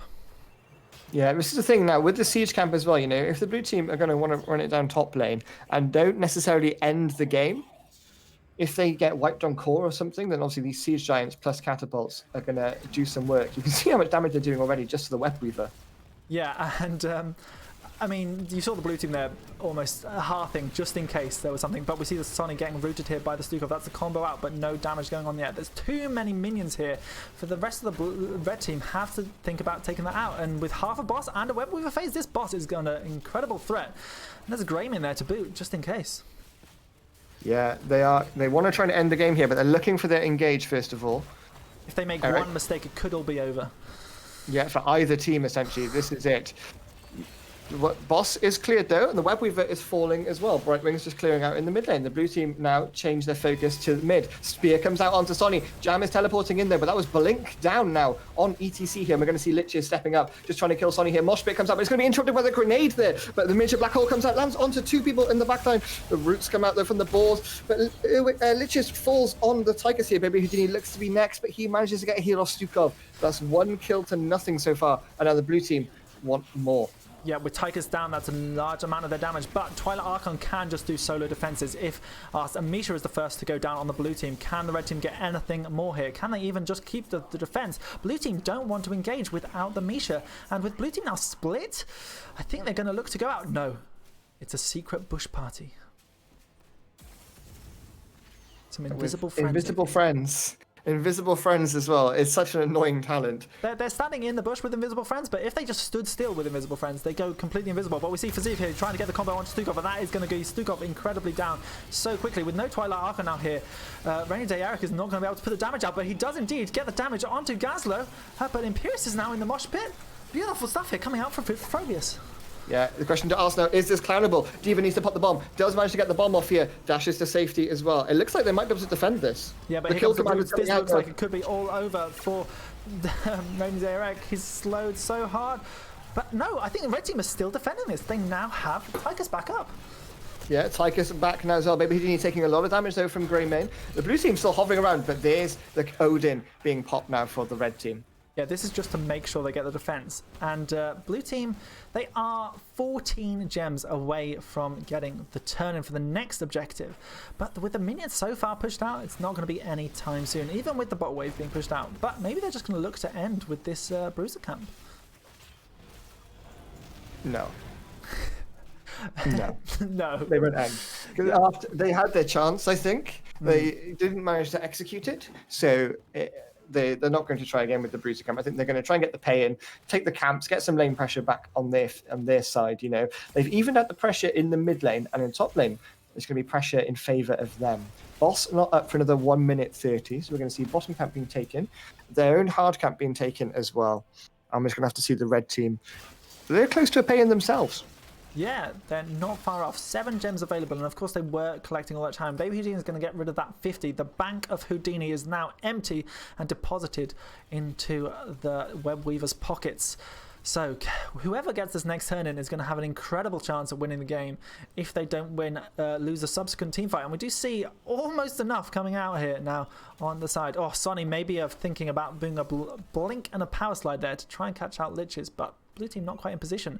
Can they force the hand of Project Kramer here? Yeah, Project Kramer have got a pay in. 4 gems are needed, and Baby Houdini has them all. Virginia looking to sneak around the top, perhaps, but Sonny looking for the engage. Owen is very far forward, and there is the power slide that we were talking about with the blink. Owen is going to go straight down, and Liches is looking like he's going down as well. That's 2 kills to nothing. Beautiful stuff here from Food for Frobius. This looks like it could be the end game. They're going to end with this bruiser camp instead, Aviator. Oh, it's died. No, they're gonna pay. They're gonna pay and end. I'm just Say it enough times, and eventually it will happen. Honestly. We've got Lauber GG coming in with a raiding party. Thank you very much. We're just at the end of our first upper series. We have Food for Frobius maybe looking to take game number 2 here in our upper rumble against our Division 1 team, Project Kramer. Yeah, blue team now sieging away on this keep. They want the web weavers to spawn in their lane to help them onto this core, but Twilight Archon not available now for 60 seconds. Liches back in 20 seconds on the Tychus. 19 seconds for Imperius. Can they hold? With the combos that Food for Frobius have been doing, they have a good opportunity to maybe try something again if they don't get the end once again. But Red Team have to pull out all the stops now if they can try and think about ending. But the Curse Bullet combo coming out to Baby Houdini. The little diva that could is the little diva that goes away. And it looks like Rainy Day Eric is going to be their next target. He gets taken down. This looks like it's going to be GG to Food for Frobius with 2-0 against our Division 1 team, Project Kramer, here on the Nexus Rumble Upper Series. Yeah, GG, well played. Food for Frobius. Yeah. Stepping it up here in the upper Nexus Rumble series. Yeah, I mean, what a phenomenal games. They're 2 fantastic games, but Food for Frobius taking the win over Project Kramer. Is this Nexus Rumble team unstoppable, Aviator? It seems so. They were stoppable in the regular season, but in the Nexus Rumble, they are not stoppable at all. They are undefeated over 6 weeks now, I think.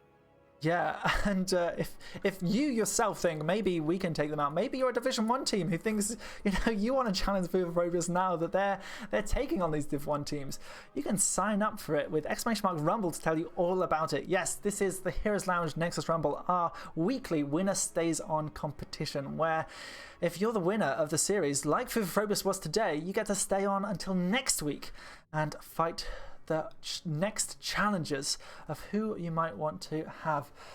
It's every Sunday, usually at 19:30 CET, but we have our draw show for Heroes Lounge tomorrow. So we're having it here today on the Saturday. So thank you everyone here who's new and joining to check out some of this awesome HOTS action that we have. Yeah, a little bit of fun on a Saturday evening, essentially. Nothing else to do on a Saturday, is there? When you're in lockdown in various countries across the world. So thank you all for stopping by, and thank you, Lambert, for the raid as well. Greatly appreciated. But that's our upper series over with. Transparent. What's next for us? We have our lower series. This is going to be 2 Division 6 teams, where we have Out Exterminators against the Mighty Minion Mysteries, I think it is. Mighty Minion Mysteries. Say that 10 times fast. I think they've recently changed their name. No, the Mighty Mystery Opponents. Just for tonight, okay. Actually. They're the Mighty Minion Army, really. Sorry, there was a little bit of a Discord chat, but we will having them come to us incredibly soon, as we've just got to go into a quick little tiny break as we set up for the next game. Aviator, have you got any more thoughts about that game just there?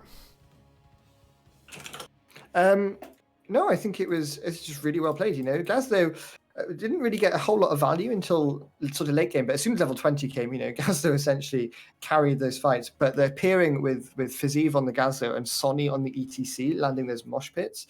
It was just really, really well played by them. The miniature black hole, I don't think I've ever seen it get that much value. Every miniature black hole resulted in a kill. Yeah, it was super stuff, and I hope we see just as good play in our Division 6 sort of battle of revenge here for Alex Damages versus Mighty Minion Command coming very soon. See you in a bit. Don't go anywhere.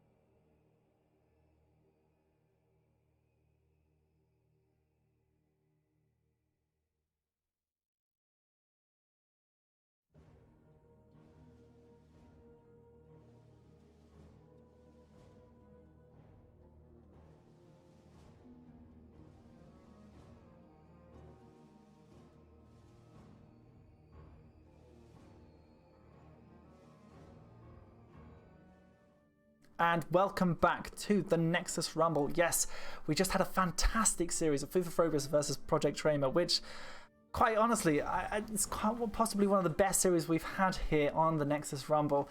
But it went to a 2-0 to Frobius, the Division 2 team. What a surprise. I completely agree with you. I think it was a very, very good series. I think, yeah, it's between this and Complex, and again, it's probably going to be that. You've got the best Division 2 team in terms of Frobius going up against a Division 1 mythic contender, and they looked so strong in Game 1 and Game 2. Game 2 was a bit more, it tested their defense and their resolve, almost. They didn't need, because it was 2 keeps down, having to fight on Tomb of the Spider Queen, but they held their nerve and they got the victory that they needed. Yep, and that was our upper series that was going on just a few moments ago. But right now, we're in our lower series, and we have the Owl Exterminators against the Mighty Mystery Opponents that they've recently changed their name to, possibly just because of tonight. And these two teams met in the early half of Season 13 in Division 6, where Owl Exterminators unfortunately had a loss against Mighty Mystery Opponents. So they're looking to take the win here from our current champions in the lower rumble. Or maybe Owl Exterminators will get the revenge as they stay top of Division 6 at the moment. Yeah, exactly. I think the Owls will be fighting fit coming out here against the Mighty Mystery Opponents, but they know who they are, so there's no mystery essentially. If they've already played them, they're not going to know. They're going to know already how to play against them, perhaps, and we'll have to look into that match as well. But what do you think we're going to see in our lower series? Do you think we'll see any Artanis transparent? Oh, I would love to see some Artanis. Artanis is my favourite hero to see in these, especially on Battlefield of Eternity. But will we have Battlefield of Eternity tonight? We'll have to wait and see. Yeah, we're just waiting for the map bans to come in now from both teams, and then we'll be getting on our way with this. So we are going to see MMA with the first pick. So map pick will be taken by Owl Exterminators here once we go through the bans. Yeah, and they'll probably be looking to pick up some sort of their comfort maps. Something a bit like Towers of Doom. Maybe Battlefield of Eternity with the Artanis, perhaps. That's what I'd like to see. Or maybe even Dragonshire. Could be. Dragonshire? Yeah, it was banned in the first, as I said, it's one of my favourite, I think it's my favourite map of all time, I think, in Hot Tour. Maybe Towers of Doom from an observer perspective as well, actually. But it's so annoying to cast it. It's so heavy action, in every single lane. Like other maps, Infernal Shrines or something, off lane, it doesn't matter. You really don't care about it. But in this one, you do care about it. It's the only one that you tend to care about. The off lane actually matters in that map. Yeah. We're going to have some of our bans coming through. Nope, we're not. It seems that Owls are a little bit slow. Perhaps they're also combined with some sloths there. Yeah, we know that there's a couple of sloths in that team for sure. And some of them are even in the Twitch chat. So if you are in the Twitch chat right now and listening to our voices, can you please go do the map bans? It would be nice. It would be lovely. But looking at these two teams, where do they finish off in the standings this season? In the standings, Owl Exterminators finished off at number 2 at the top of Division 6, whereas Mighty Mystery Opponents are number 4. So they're looking to sort of contend these top parts, both in the top pool to be drawn tomorrow in our draw show, which is at 20 CET, back on here this channel. And they won't be facing off. That means they won't face off against each other in the Rare Cup until perhaps the grand final playoffs. So that's why they've taken to this format, the Nexus Rumble, where you can challenge those teams out of the normal season just to get that replay value, or maybe that revenge that you've always wanted. Maybe you wanted to just play Illidan on Cursed Hollow, and this is the place to do it. Shout out Baby Houdini. Yeah, this is exactly the place where we want to see these things. And we do have the map bans now coming in, finally. So we'll have a little bit of stuff. Talk us through it, Aviator, as they appear on screen. Yes, so we have Fallop from the Owls banning out Volskaya Foundry and Infernal Shrines. We see Scrat on the other side. Scrat, why is that name familiar? It's the little It's the bloody squirrel thing. It In is the squirrel thing from Ice Age. You're Ice Age, absolutely Ice Age, right. that's it. Okay, there we go. Sorry, I just recall something. Anyway, we see Scratch banning out Brax's Holdout, and we're going to get Towers of Doom banned out as well. So map pick, as we said, will be taken up by the Owls here. Yeah. And we're going to get, drum roll. Drum roll, please, as we reveal the map for today's first map of the Nexus Rumble Lower Series. And unfortunately, again, I think the Owls have turned to sloths and they're just debating us at this moment in time. Well, you can never really know. There's so many maps to pick from, Aviator. You know, you've got to think, oh, what do I want? And it's Alterac Pass. Alterac Pass. I mean, it's an interesting map. It sometimes can have some interesting compositions, but Aviator is not the fan of it. It's so... I don't know. It's like nothing happens on the map until late game. It's one of the most boring early game maps I think in existence. You do the camp, you go soak. You do the camp, you go soak. Yeah. Maybe you get a team fight, and then we can't really push much because the objectives kind of suck. And then it gets to the mid game, and you get the objective, and then you can start really sieging away.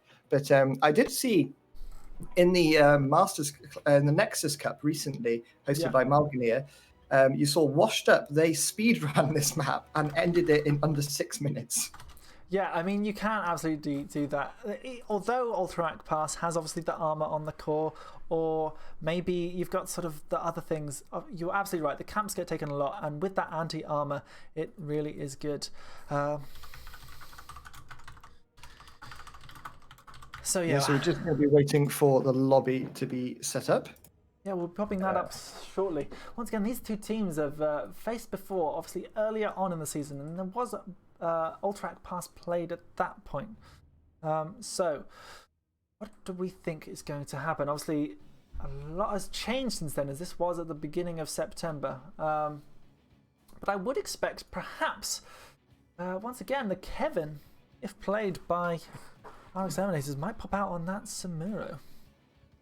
Yeah, Samuro is one of those heroes that I detest as well. It's one of those, it just can get so much value, can't it? You know, combine it with an Avatar as well, and it could be just absolutely disgusting.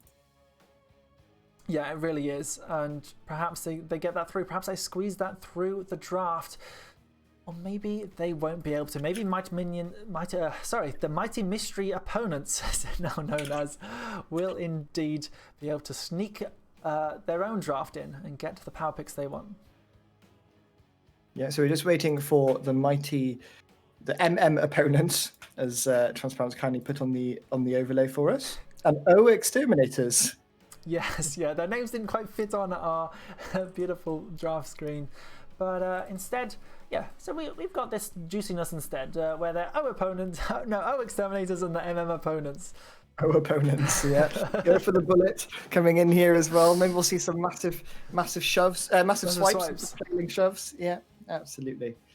Yeah, it's all good stuff. It's all good stuff. It's nice to see all of these things. We'll soon be going into the draft, hopefully, once the teams have got.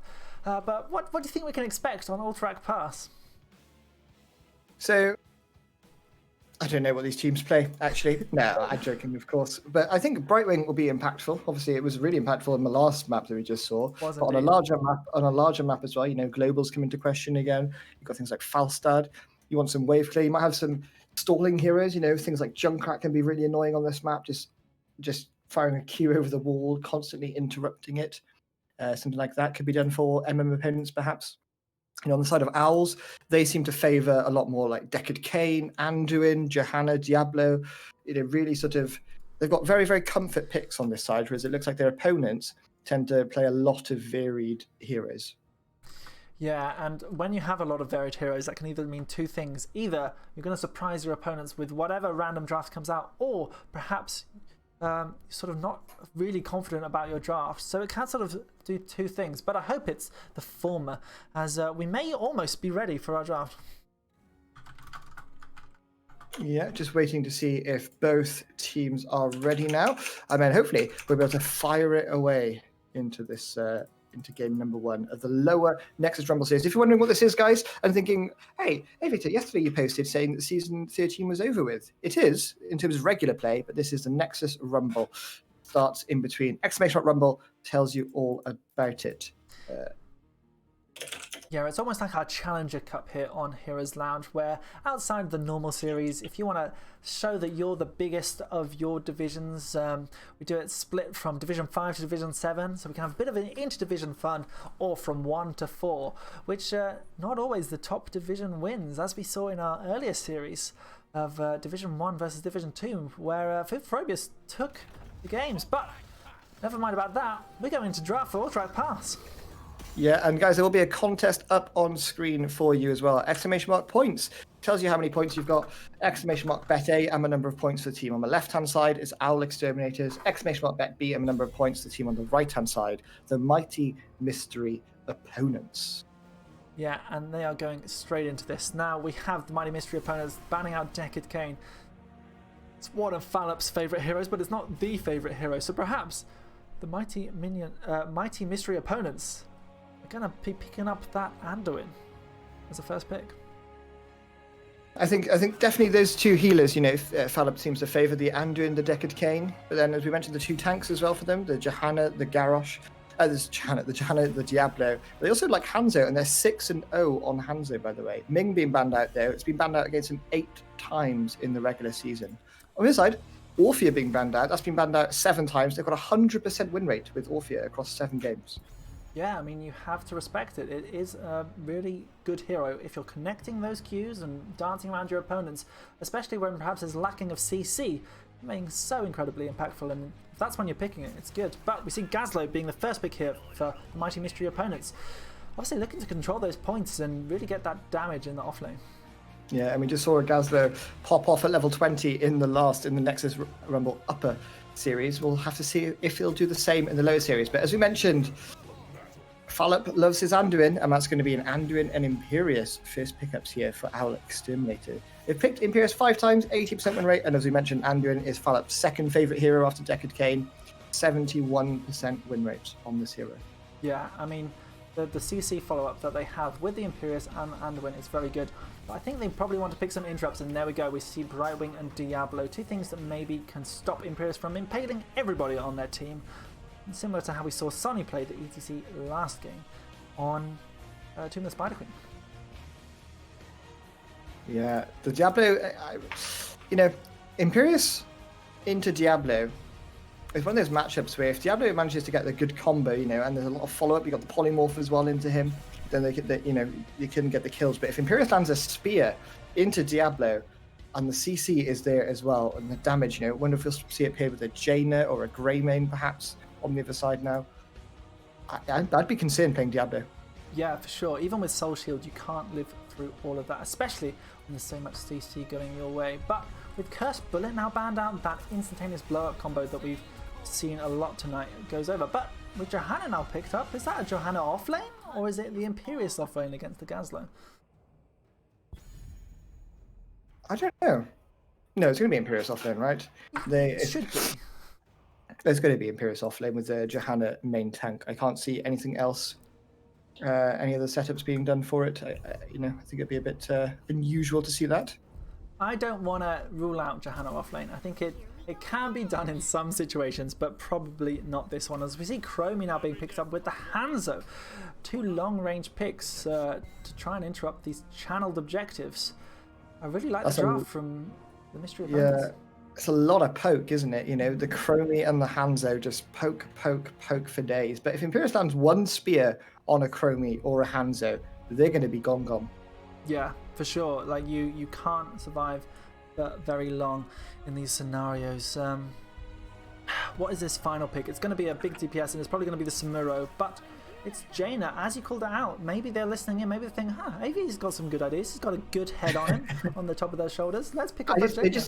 It's just if you have Imperius, you want burst damage with it, right? That's the kind of comp. You don't really you want a sustained DPS with it, and you also just want some burst, because if you land that spear, you want to try and one-shot whoever's there, or at least put out enough damage to make them run with their tail between their legs. That's the plan.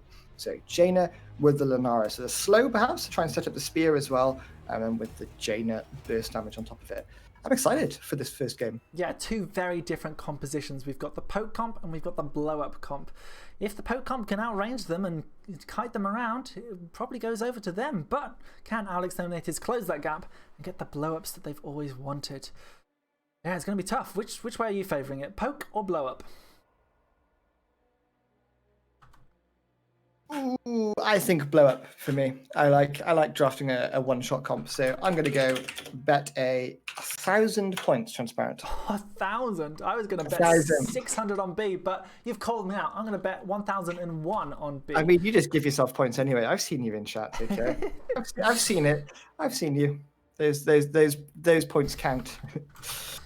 But guys, enough from that. Game number 1 here, an Alterac Pass. Yes, absolutely. Alterac Pass, the windy map of them all. And we have our current champions here. We have the Owl Exterminators looking to defend the Nexus Rumble lower series. We have LG the Kevin on Jaina, Fallop on Anduin, Warred on Johanna, Jigoku on the Lunara, and Galippo Frizz on Imperius. And for the red side, it's the MM opponents. We have Kromi, played by Scratch, Brightwing by Marilyn, but I assume Marilyn, Hanzo by Omi Chastu, Diablo by Rundfunk, and Gazlo by Boba Fett. Yep, the CC heavy, maybe sort of more wombo combo if they can get that Apocalypse, maybe Dragon's Arrow, and all sorts of fun coming out from them with the Graver Bomb that might prove to be good. Or maybe they'll go for the Robo Goblin. But yeah, going into this first initial stage, we have Q build Hanzo coming out as the build. Yeah, Q on 1 anyway. Now you can still go Q on 1 and then go W on 7. That's quite a common one nowadays, just to get that extra range for poke on 1. So you don't have to go fully into the Q build. Yeah, and the poke coming out already and trying to get some sort of engage from Runfunk. But the team's now rotating down a little bit. Johanna trying to interrupt the rotation from red team as Lunara sort of just gets the soak here, trying to deny some soak. And it's worked out a little bit. They are slightly ahead in minions right now. Yeah, Imperius needs to be careful in the top lane though. He's going to lose that matchup into Gazlo, so he's going to have to try and just freeze the lane almost and just soak it safely in front of towers. It's an annoying matchup to play into a Gazlo. It's any sort of losing matchup, but that's essentially what he's going to have to do. I've had the camp spawn, but neither team are beelining their run. Yeah, they are. He spoke too soon. There's Fallop running. You can see him, his little Anduin legs, running for as fast as they can so he can get to the siege camp. Also, no mount synergy, by the way. I was just about to call that out as well. A red skin with a blue mount. This is a big no-no from our chief competition of Fallop here on the blue team. But also, Fallop is riding an owl, and no one else is. Oh, and of course they're the Owl Exterminators as well. So they really should get their mount synergy together. I would like to see that. We see a bit of a fight here at the bot lane as Jikoku's pushed in very far here on the Lunara, and Omashu is trying to get the damage and successfully getting a lot of it, but Jikoku is able to get away with that added movement speed that Lunara has. Yeah, but late game, Lunara into Hanzo. Lunara, if he lands the slow into Hanzo into open space, right, Hanzo's going to really, really struggle to keep that out. But we're going to see the camp being taken from both sides now, but mid lane is where you want to be. We're going to see Jigoku rotate up as well, just to try and put as much damage in as possible onto this camp, so they clear it out so they have the advantage now. Hanzo, though, coming down. Good heads up play by him, though. He's just trying to get some Q stacks. Yeah, looking to maybe try and force something a bit forward. Getting those Q stacks on Lunara. Really nicely done. Obviously, we've got level 4s coming in here, so he's got now the additional wave clear to be able to do it. But we see the auto attack talent coming out from Fallop on the Anduin. That's something that he likes to do, as well as a couple little the Kramer with the multiple traps. Interesting choice. It's nice for vision control, though. You know, it's as you can see, one trap setup on the objective, one setup in the bush for vision, because they provide the vision as well, and that's the important thing. But we do see Imperius being taken down in the top lane by a Brightwing rotation, it looks like. Yeah, nice little wombo combo from the Diablo, flipping in to the Gazlo stun, causing their rotation to just be so powerful. And now blue team have had to come to respond to it, and it's just meaning there's free soak in the bot lane for the red team. Yeah, that's first blood as well. 3.5 minutes, or 3 minutes into the game. Those camps are up though. We should start seeing someone rotate over. Meanwhile, Hanzo just trying to stack these Qs continuously on Lunara. He's already at You can't check anymore, can you? It's yeah, he's already must have done some. I think I've seen him hit at least 2 Qs, but I think he's just happy chilling in the bottom, soaking up the lanes. They've already got level 7s now, and they're both teams now back once again doing the camps, trying to get that additional pressure before the first objective. It seems almost always happens here on Alterac Pass. You get at least 2 siege camps before the first objective, and we may well get a third. And Imperius goes down again at the top to the Diablo Gasly gank. I'm sorry, I just missed that, but it was so quick like a flash. Yeah, like a flash, but Flash of Anger is level 7 talent, and he's picked it now in a rage of anger after being sent back to the Halls of Storm. I'm off to see how much value he can get with it now when he spawns back and marches down to this objective. Because he's scrapped there with the channel.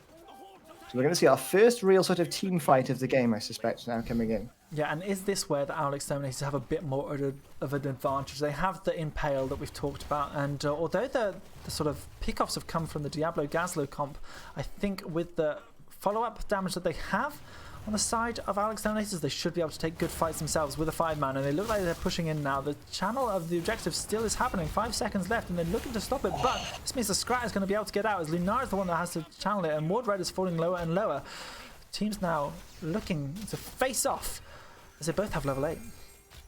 Yeah, level 8 is in for both sides. Obviously, no talent advantage, but Gaza may have overstepped here. Gets the slow from Jahan as well. Diablo comes in to try and peel for him. Does get rooted by Anduin, though. And damage coming out now from Jaina, chasing down this Diablo. Brightwing's already used her teleport, and Diablo medallions away to safety. But that was a good little engage there for the Owls.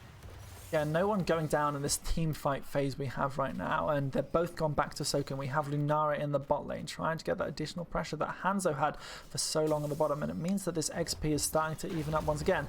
They rotate to clear it out. There's mid lane gang going on. Boba Fett is falling lower and lower, and we see that Imperius gets the spit on there, and he is going to fall down. Nice kill here from the Owl Exterminators. That's going to put them in good stead to try and get this objective. Do you know what? I reckon the Imperius shouted in joy there after killing the Gaslo, after being ganked twice in the top lane by the Gaslo Diablo. Getting the return kill on the person that keeps killing you is lovely. It's such a feel-good moment. Absolutely. I mean, you just think, yeah, that's what they deserve. That's what we're here about. We can come back into this game after getting 2 kills down in this early half. They got that kill at a crucial time, and then it looks like they're going to be chasing down perhaps the Hanzo. No, able to leap out. But level 10 is going to be just around the corner. And both sides might not get us objective. No, they need to either commit to this now or go into soak level 10. Diablo dies in solo though here. He does get rooted by Anduin. Can they get the return kill now? Spear unfortunately doesn't land, but they're body blocking with Diablo, trying to get as much damage out as possible. Jaina with the blizzard on the ground though, but Imperius is falling lower and lower and lower, and the slowing sand's coming out, and he gets taken down. Diablo is still low, but level 10s are about to be in. Can they get the kill on Diablo? 600 HP. I managed to live there. Lunara just weaving in these auto attacks on the side, getting that flanking position with that splintered spear at level 7. But 10s are in now. Yeah, and this is where the blue team start to come online. Once you have Johanna, you have that full-on engage with the Blessed Shield. That's exactly what you need to be able to get these big combos. And of course, they also have the Light Bomb. So maybe blue team can use their heroics, but red team have a good set of heroics as well, don't they, Aviator? Yeah, the blue team do. They got the Ring of Frost, Light Bomb, Blessed Shield, you know. Obviously Lunara just for that leaping strikes to try and go for that flanking position. But no Gravel Bomb this time. We have the Robo Goblin coming up from Gaslo, so no big combo with the Dragon's Arrow and Apocalypse. But here we see the Imperius has gone in. He gets polymorphed, which is the interrupting. Now here's the Dragon's Arrow with the Apocalypse. He was able to expertly dodge out of it, and Runfunk is falling lower and lower. He won't be able to escape this time, and Lunara does take him out, but Lunara is falling lower and lower and does indeed go down. Can the red team get any more value in this team fight? No, Boba Fett's falling lower themselves, just trading kills left, right, and centre, and Diablo's come back. The spear on Brightwing though, but Brightwing's able to kill it, and the blue team are retreating at the same time. They're a little bit split at the moment. Follow just be trying to keep up Imperius alive, but now Johanna goes in, gets looking down, but Brightwing teleports back, cheating the game, not respecting it. Kevin gets taken down. First objective goes over to red team. A little bit of a surprise here as blue team looked so in control, but after that team fight where they got the Diablo kill, but no more, red team have just been able to turn it on, and they're going to be pushing out. Just as a note, they previously lost this series against Owl Exterminators.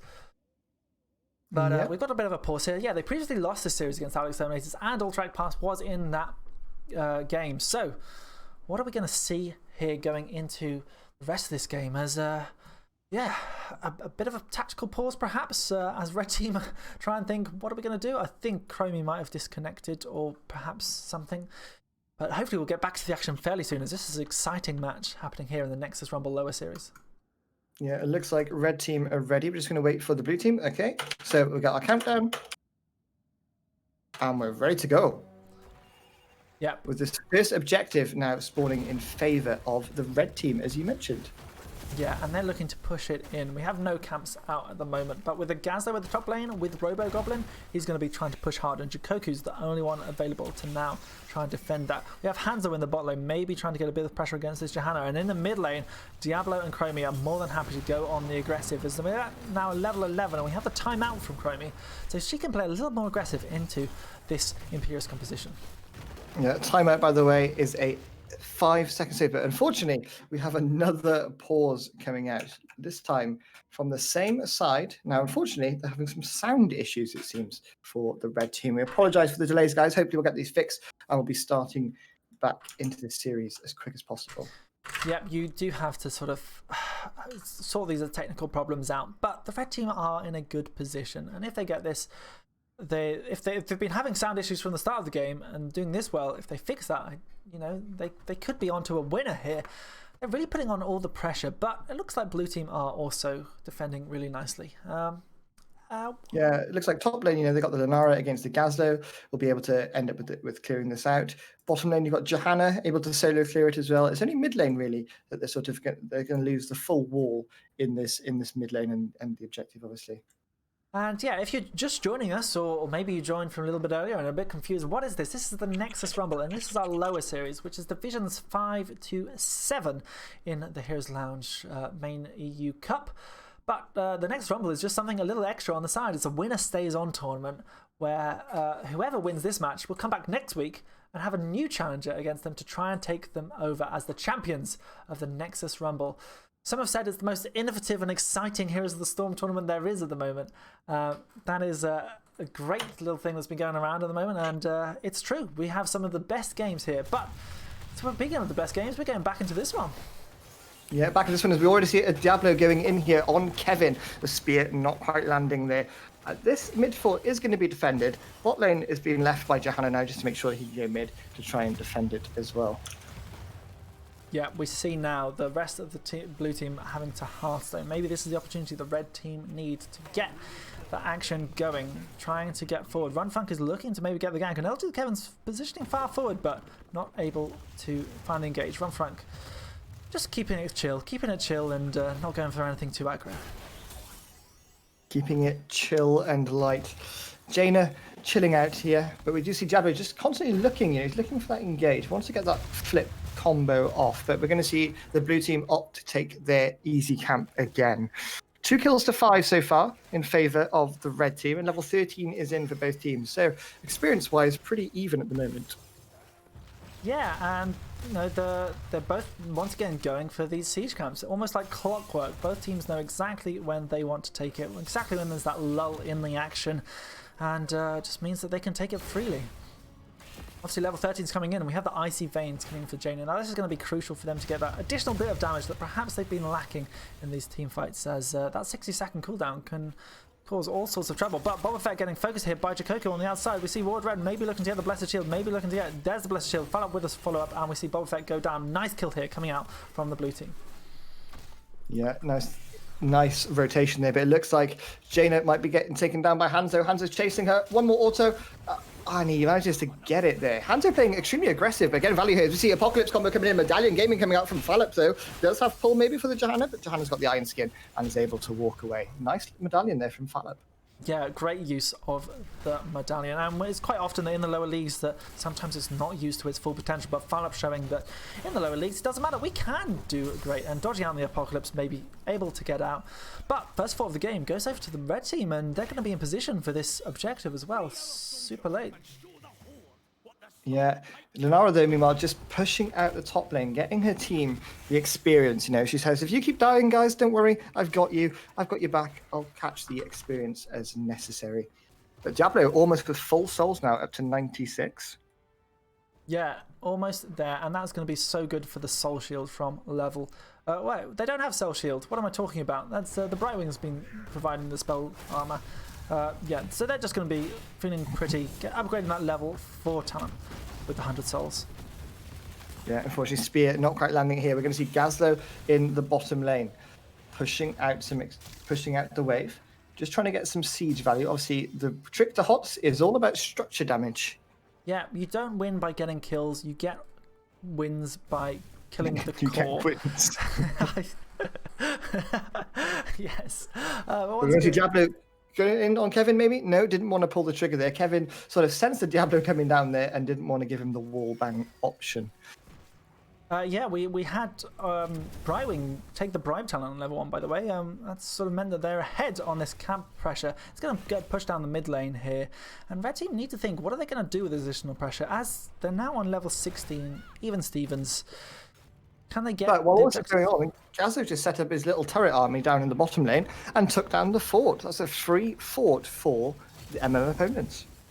Yeah, and they're looking to take the engage on the mid lane as well, with the Brightwing coming out with the global there, putting on the pressure on Ward Red, pushing him away, and trying to get ground on this objective. Level 16 being held by Jane at the moment. Maybe she's thinking of something else.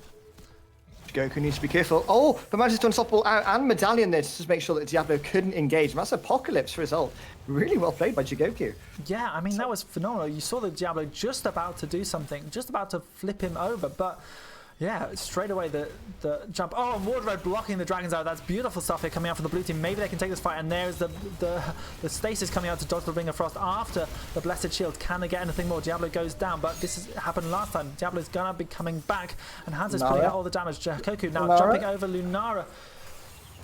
Goes down. Can they get the kill on Hanzo? Brightwing trying to keep him alive. The spell armor as well, but Hanzo still goes down to the poison. Yeah, oh, that's the most... self-cast the spell armor there. But yeah, going down is just a little bit unfortunate. That's the most tilting thing when you've got your healing active. But Diablo, though, has come back now, and the flip into Chromie Sandblast. See you later, Imperius. That's 2 kills to 2, but Diablo with souls cheats and comes back.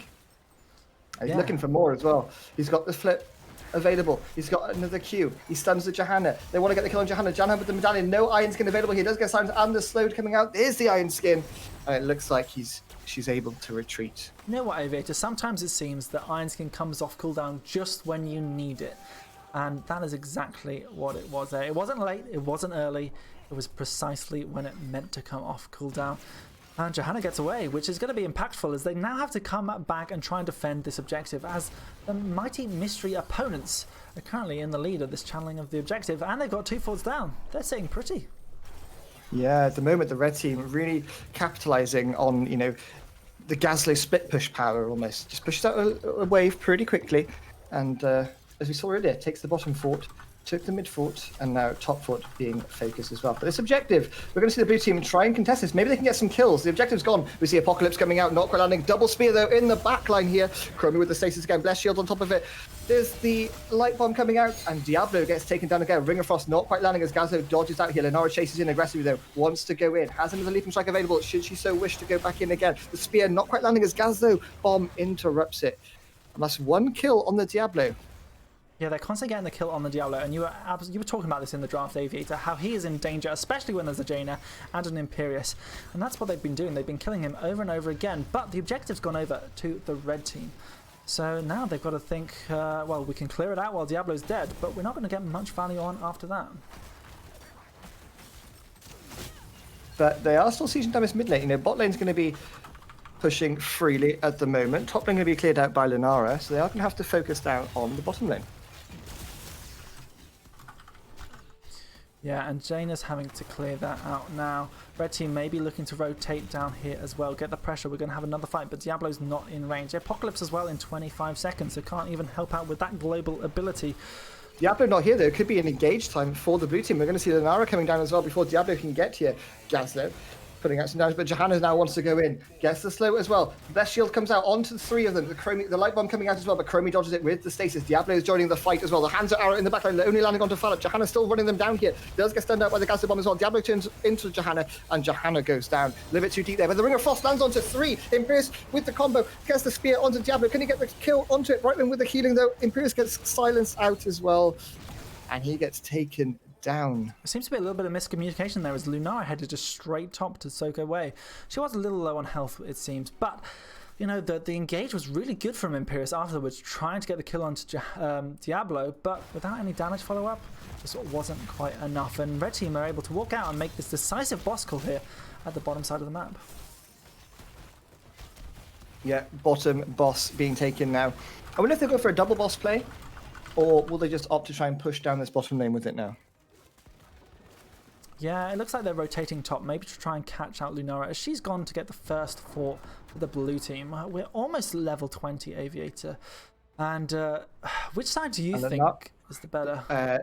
Level 20s, I think, favour the left team. You're going to have Blink from Jaina or the Ring of Frost upgrade for the CDR. You're going to have Imperius with either Brand of Solarian or the Impervious talent, you know, either he gets unstoppable or he becomes a raid boss. And again, Lunara's level 20, though. This 3-stack Nature's Toxin deals 40% more damage. Combine it with the level 16 as well, and it's just a huge amount of damage now stacking up. Yeah, and she has it. She's going to be trying to do everything, but... Imperius took the other talents. Heavenly Host. Yeah, it always happens. It's the caster curse, Aviator. You know, you talk about 2 talents and not pick the third. No, but with play again and the Lord of Terror from Diablo, maybe they're going to try and get a little bit more extra damage in these team fights from the side of the red team. They got their other boss, but they're not going to push any further with it. They just get the fort and now looking to clear out mid and get the objective, maybe? Yeah, possibly. I think the red team are going to try and get the early advantage now on the objective, right? Get some free channel points, group up the minions, have someone cap it exactly as they're doing. Wardred coming down now to try to interrupt it, but does need to be careful as he's only just him. They leave the boss, though, to be defended by the tower.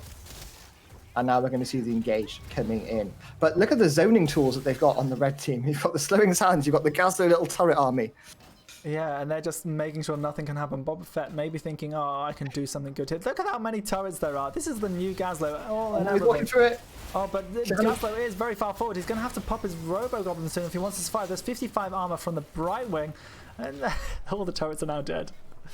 Yeah, and now Gazlo trying to create another one. Walks into the time chop here. Imperius, though, with the ultimate here, granting a shield to Johanna. The glyph comes out. The hands of arrow lands onto it, though, and they're stuck in the mud at the moment. The spear comes out, though. Wardred falling extremely low. Bless Shield comes out as Lunara goes in. Look at the damage from Lunara with this spread coming out. But Brightwing just able to heal it all up. A little bit split at the moment. Brightwing teleports in, though, trying to save Hanzo. Jigoku's going to have to walk through the Stone Sands, but does get taken down there. Now Diablo turns in, lands the stun onto Imperius. Light Bomb comes out, though. Can Imperius survive? It looks like he'll be able to walk away, but the objective gets taken by opponents. Yeah, and they're doing really well as our challengers, as the lower placed seed in Division 6 as well. A team that lost previously to Owl Exterminators. They're doing so well here on Ulthrak Shines. Now 11 kills to 6. With this objective, they could look to win the game. Potentially, but I think they will need the second keep, perhaps. So I wonder, the question to ask, as we always ask on the channel, is this clownable? Yeah. And of course, it's always clownable. That's the secret. You never know when you're suddenly going to face your own little team wipe against the enemy's core and lose the game. But red team now looking to go forward. It is the never outmatched, no, flawless technique, yeah, from Hanzo, and that has been putting out so much damage against the Lunara. I really like what Omi Sharu is doing. Omi Sharu? Omi Chashu. Yeah, but we just see Johanna walking in again. Pops Janskin. Gazlo stepping up a little bit far here. I wonder if they'll pull the trigger, but they are going to lose this mid keep, it looks like. Yeah, and that's exactly what you said they needed to try and end the game. Maybe they're looking for it. Diablo gets the flip. It's the stun onto Jaina. She can't get the ice block off at all. Imperius tries to pop the angelic armaments and maybe get a bit of a shield, but no, blinded by the light as well. All these shields coming out, maybe keeping the front line alive, but with no Jaina, they just can't get the kill pressure on the rest of the red team. Yeah, Hanzo just hunting down the Lunara now. Now the red team focus the core. The core has got all 3 armor. Combo comes out onto Fallop here. Diablo with the combo. Fallop falling extremely low, trying to protect his KDA. And it looks like game 1 is going to be taken by opponents here. GG, well played. Super well played by them. Yes, yeah, I mean, opponents take game number 1. What do you take from that? They look incredibly strong. Yeah, I think the problem with Owls, they were just splitting a lot. You know, in team fights, they didn't seem as coordinated. I think the Ring of Frost, whilst they got value, I think Water Elemental could be really good just to try and get that one shot. You know, you've got the Imperious Spear, just pop Water Elemental, Icy Veins, and just try and get the kill. as quickly as possible. Lunara did tend to get some solo kills, soaked up a huge amount of experience, keeping her team in the game, essentially. But the damage over time into the Brightwing, I think, unfortunately, Brightwing was just able to heal it up too well. Yeah, and the Brightwing was doing so well. We've seen Brightwing being played so many times recently in just Heroes in the Storm in general. She's come back hard. It turns out the Polymorph is an incredible ability. And yeah, we're seeing the power of it right now. I mean, what do you think they're going to be thinking about in the draft for next game? Alex Terminators, obviously this is a best of 3 series, so they need to come back strong if they want to remain the champions of the Nexus Rumble. Yeah, well, they've already taken first pick here, so they know exactly what they want to do, regardless of the map. They've got an idea in their mind. I think the Imperius was impactful when he landed the spears, but as we mentioned, it is the skill matchup between Imperius and Diablo. Diablo just got those engages off. After the spear landed, if it didn't get the kill, then Diablo could just re-engage, and it was just a team wipe essentially for the Owls. Yeah, and they've gone for first pick on the side of Alex Terminators. So we can have a little look at the map draft that we've had for the game so far. Obviously, we had the pick of Althrak Pass from the Alex Terminators. The winner was the mighty mystery opponents. But yeah, the banned out, we had Volskaya banned out as well as Infernal Shrines, all banned out by Alex Terminators, whereas Braxis Holdout and Towns of Doom were the ones banned out by the mighty mystery opponents. Which means that Battlefield of Eternity is sort of our leftover map, which both teams have shown popularity in, and I kind of expect it to be the pick here. Yeah, that could be a good shout, Transparent. I think you could be right, What comes with possibly a Battlefield of Eternity pick, Aviator? What passion do I bring to Battlefield of Eternity? Something not worth mentioning, but looking for MMO, Volskaya being banned out, I wonder... I'm not sure. It could also be... No, it's going to be Battlefield of Eternity, isn't it? Looking at their maps. Dragonshire could be picked as well. Yeah, it could well be, but Artanis not as popular on Dragonshire, which we would like to see. Is it Mighty Minion or Mighty Mystery? For a question from the chat of villagers. Villa Girls. It was the Mighty Minion Army, but they've changed their name just for tonight, as they were the Mystery Opponents to be the Mighty Mystery Opponents. We'll have to wait and see if they can come in sort of hot and hard to go against this Alex Terminator team and close out the series to become the Nexus Rumble lower series champions. Yeah, because the Owls, how many weeks have the Owls been top now? They've been top for 3 or 2? I think it's just, I think this is their second week. They beat the Laser Sharks last week. So they're fairly new opponents after the Laser Sharks, a returning champion in the Nexus Rumble, were on for a couple of weeks. And before them, for Roman Era, were champions for I think about 3 or 4 weeks. And then before them, Laser Sharks again and Norweaklings. That's sort of almost the full history of the Nexus Rumble. We have a consistent series going on every day. Every day? No, every weekend. Pretty much at the moment. This is usually on Sundays at 19:30 CET, but tomorrow we have our Heroes Lounge draw show. So today you've been treated with it on a Saturday. The juicy action. I would love to see some good stuff, but we have Dragonshire. Dragonshire is the map pick. I've sort of glossed over that, but we are here now on Dragonshire. No Artanis today. No, thank the Lord for that. No, we might see an Artanis solo lane. It could be done. Hopefully not, but it could be. It could be done. I mean, there's a lot of good off-lane picks to go with these days. D.Va was nerfed a little bit, so she's sort of out of the meta. Chen is picked up on occasion, but very rare. Obviously, if you have a Rexar player can play it so well here and sort of interrupting. But it's decided between, do you have the power in the 4-man? Do you try and go for a rotational comp where you have something sort of fast like Falstad or Genji to rotate to the top to maybe put pressure on the off lane, or do you just go for something solid to siege down the bot lane and try and win that way? It really could go either way. Yeah, I agree. You can either draft like a mid laner, which can rotate top or bottom, pressure off the off lane, or you can just draft a bottom laner, essentially the one that just holds bottom lane. Hanzo, Junkrat come to mind, and then rotate to mid as 3 and just get pressure that way. So lots of different things you can do in Dragonshire and around the draft and things like that. And you could even have One thing that I really like doing is having a Johanna tank. Johanna going to solo clear mid and leave your 3-man bot lane. Because obviously Johanna's got pretty good wave clear after level 4, particularly with the Sins Exposed, whatever it is. So I Yeah, think that can work really well as well sometimes. it can do, but with Sins Exposed, you do expose your 3-man, so they do have to be careful. So I hope that all these teams are prepared with their coordination. We saw it pretty good here from the Mighty Mystery opponents. But Alex Dominators need to shore it up, as they had a good draft, but they couldn't quite execute it as well as the Mighty Mystery opponents did. But we'll have to see what happens, as we possibly will be heading soon into the draft of game number 2. Yeah, both teams in the lobbies are just waiting for the ready checks. Obviously, it can take a bit of time while they're discussing everything or making sure they're all ready to go.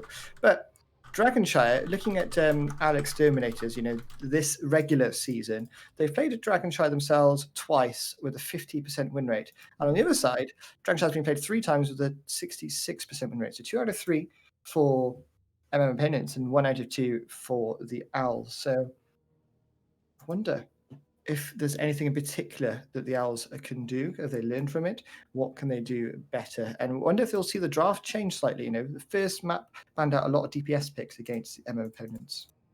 Yeah, they sort of do need to think about perhaps picking up some of those DPSs earlier. They did have a good amount of damage, to be fair, and it worked out fine. I do wonder what Alex Dominators can bring. They had sort of some of their picks that they really wanted. They had the Imperius and the Anduin, but maybe they just need to have something a little bit more. Maybe going for that Imperius main tank instead of the off lane and having something else in the off lane, especially on Dragonshire. But here we go, draft of game number 2 of the Nexus Rumble lower series. Game 2, Dragonshire. Now, we mentioned the draft about damage dealers, etc. Brightwing, though, was extremely impactful for MMO opponents, I felt, constantly getting in those saves. But so was the Hanzo. The Hanzo played quite aggressive and overstepping, but just could not get punished by the Owls. So the Hanzo exceptionally got a lot of value from that. Yeah, I did like the Hanzo. Hanzo was really nice to see, and I think they should pick it up again. We had a little bit of a thing of everything being picked up so quickly on the camps from both teams last time, and this is another map where camps is such a big priority. And we have the betting open, guys. So exclamation mark points will tell you how many points you've got. Exclamation mark bet A, a number of points to the team on the left-hand side, the Owls. Exclamation mark bet B, a number of points to the team on the right-hand side, the Mighty Mystery opponents, who are 1-0 up so far in this best of 3 series. But there's the bans. We see Rexar being target banned, obviously on Dragonshire, not wanting to play into it. Sensible ban. And Orphea and Gazlo this time coming out. So no Reyna ban this time around. Yeah, and this sort of means that, we've got the Gazlo. That's sort of prioritizing the offlane, especially with the Rexar. So I wonder if that's going to be the first pick here for Alex Dominators. Yeah, Deckard Cain left open as well now with the Ming ban. Yeah, but no, it's going to be the Diablo. I mean, Diablo was picked by the Mighty Mystery opponents last game, and it was fairly impactful, and this is a good map for it, certainly, but will they have something to counter it? Maybe a main tank Blaze, which some people in the chat will be more than happy to see. But there's the Brightwing, not too surprised there, and this time it's going to be the Imperius, so it's a swap of tanks. Yeah, the swap of tanks, Imperius being picked up. It could still be in the offlane, but Brightwing picks up once again, but Greymane and Deckard Cain now picked by Alex Dominators. They weren't banned out this time, and I think that's a great priority. Having Greymane is really good on this map. You get to pick up all the camps almost whenever you want.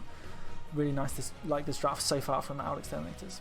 Yeah, and they've also got the Deckard Cain. That's the trick here mainly. The fact that Fallop, I said Anduin's his favourite, but Deckard is the higher win rate hero for him. So he's got a lot of success with it so far.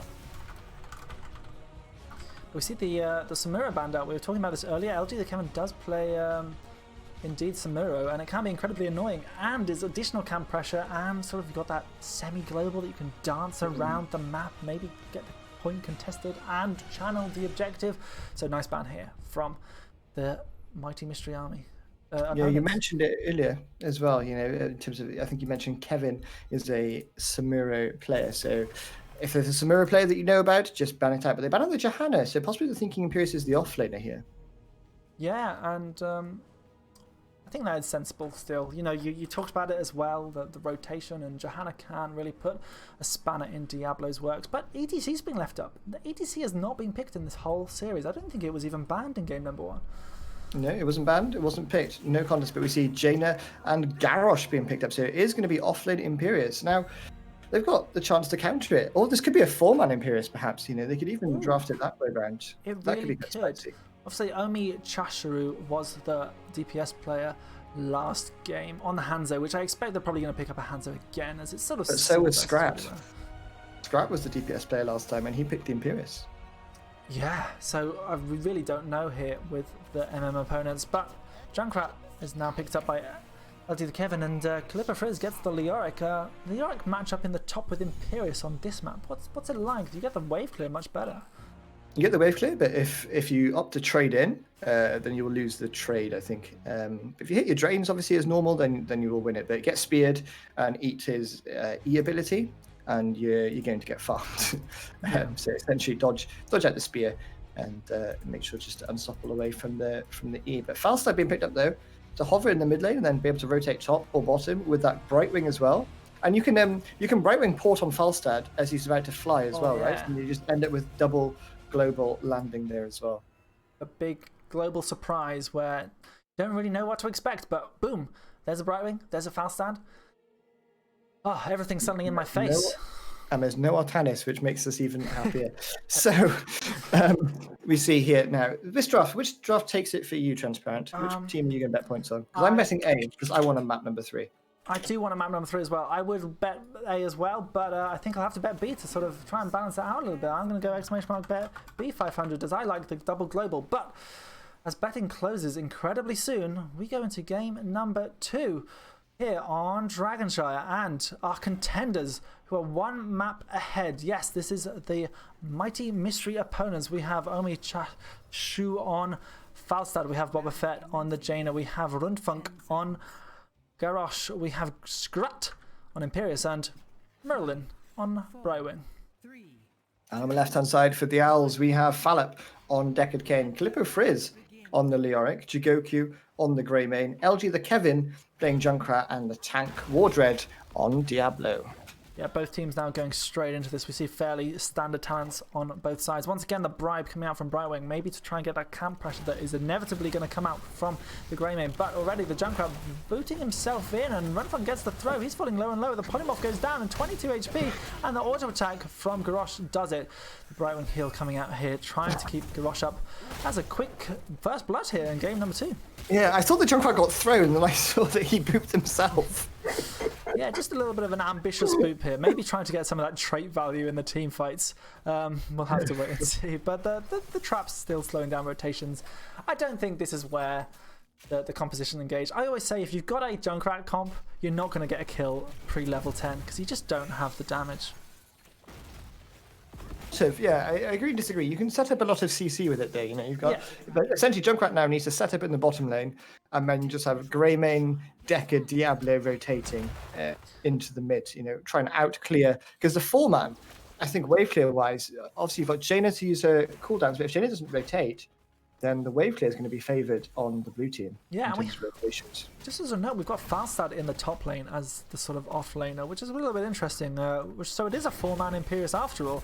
Here's a look at that. The Junkrat mine is available, but the unstoppable used from Rundfunk to be able to dodge it. Very nicely done here by the red team. Just putting a bit of additional pressure onto Wardred and getting the rotational advantage here on the bot side. But top's just been picked up with their camp. Nicely done here for Blues.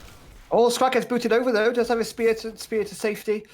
It takes a lot of damage for it and has to pop his E ability just to make sure that he doesn't fall here. Brightwing though teleporting in as well to try and keep him alive. Falstad now going to struggle in the top lane to try and clear this up. Obviously Falstad not with the most wave clear, but Jaina in the bottom lane, starting the bottom hard camp. Junkrat booping the Garrosh back in though. And it's a 2v2, tank and DPS v tank and DPS, but Kevin having to retreat now as Fallop comes down and doesn't respect the 2v2, trying to heal up his team. Yeah, we do indeed see sort of the Junkrat being so annoying in the bot lane, and that's exactly it. But Wardred is stuck between a rock and a hard place. But the stuns comes out from Wardred from Runfunk, and he's able to charge away, I think, and blue team, meanwhile, take the Dragon Knight expertly done here by the Blues, sneaking that in. Greymane sensing that they're able to hold the bottom lane long enough for Greymane to take. I mean, that's points. once again the lack of the wave clear and not really having something. With this Imperious 4-man, it's a little bit risky if you don't sort of rotate it quick enough. And the Spear's trying to come out here, maybe trying to catch out, but Junkrat booping everyone around. It's a bit of a danger zone here for the red team. Danger zone. Yeah, it is. Scrat now taking a bit of punishment here. Does land the spear though onto Junkrat, and you can see the damage coming out already. And this is pre-level 7 as well with Flash of Anger. But Junkrat just continuously moving away and did take Boom Pow, reducing the cooldown by 10 seconds if he hits enemy hero, as he keeps doing. Yeah, we've not yet seen sort of the amazing combo that Brightwing and Garrosh have, which is if Brightwing gives Garrosh the need for speed with the Pixie Dust, he can really rush in and get those throws. But with the boop there is that he doesn't need the speed, as he's able to get in there really deep, and the boops are just annoying, so annoying. You just can't control your hero in this match if you're the red team. It's annoying me, and I'm not even playing in the game. It must be so oppressive to play into. I think I think Junkrat is one of the most annoying heroes to play into, you know, and his voice line as well kind of just keeps laughing at you about it as well. So I think he's the ultimate toxic hero. Yeah. Meanwhile, Falstad has rotated down to mid to maybe try and get a little bit of pressure on Jigoku, as Jigoku's just been pushing in this mid lane nice and freely after that Dragon Knight was burst. Oh, yeah. Junkrat, especially on this map, you know, just there's so many choke points you have to walk through that his mine and his root covers that you just can't move anywhere. But we see Jigoku now scouting out this Bruiser camp. Look like they're going to try and contest this Aviator. Yeah, Diablo's coming down with the flank as well. Brightwing's going to be stuck in the root here. As Ruby's on the ground as well for Diablo. He's walking through. He's taking a lot of damage though, just from the Jaina, but does get the stun onto Garrosh here. They're focusing the camp on the other side. He can't quite get there. He's got a Q available, but he can't quite get there, unfortunately. Now the blue team are able to retreat and get to clear the camp for free. But good win for the red. Yeah, really good win for them. Level 7's now, well, level 8's both teams. So we do have a couple of the necessary abilities now available. Of course, we have the Boomerang, of course, on Falstad, and the Flash of Anger from Imperious. So vital talents here on level 7 for the red team. Yep, I completely agree. I think now Falstad has the wave clear, you know, at level 7, which is what he needs to be able to rotate and clear these waves. But we are going to see a gank attempt maybe on the Falstad. Falstad a little bit a harder hero to gank. Obviously, he does have, you know, his barrel roll, and there's no interrupts with the gankers, and it could be a little bit difficult to try and get him. Yeah, using this camp that he's picked up as well with the Brightwing bribes to try and just get a little bit of space and pushed in, which has forced this rotation to the top, which means that maybe in the bot lane red team can try and invade, get the siege camp. We see the Imperious get the spear. That's a lot of damage with the Flash of Anger, the throw as well. But the Ruby's keeping LT the Kevin topped up completely, and he's going to be able to boop him in several ways. That's beautifully done here by LT the Kevin and Fallop keeping him alive. But meanwhile, Scrat is now in danger. He's getting thrown around by Garrosh as well. He's falling lower and lower. 200 HP dodges out on the mine. Nicely done here by Scrat. Scrat hunting for acorns there, not able to find out where it was, getting booped around, thrown left, right, and centre. He just couldn't move his hero. That was really nicely played. Garrosh unfortunately thrown the Junkrat into the rubies. I think, you know, you've always got to be careful. Rubies get so much value. That's why they got a little bit of that nerf. But here, the beautiful 4-man thing, the Taunt coming out onto Diablo. They've just picked up level 10, not quite able to get there. But here's the stairwellness that catches on 2 people. The Apocalypse is not yet picked from Diablo. There it is. Picked straight away and used there. Brightwing gets the self-cleanse off with the Soothing Mist. Nicely done here from Marlin, but not able to save the 2 teammates. Oh, that was really nicely played by the team here. The patience, no one woke them up either. You can imagine Fallop screaming, sleep, sleep, don't wake them up. And then Diablo going, pick my talent. Pressing R.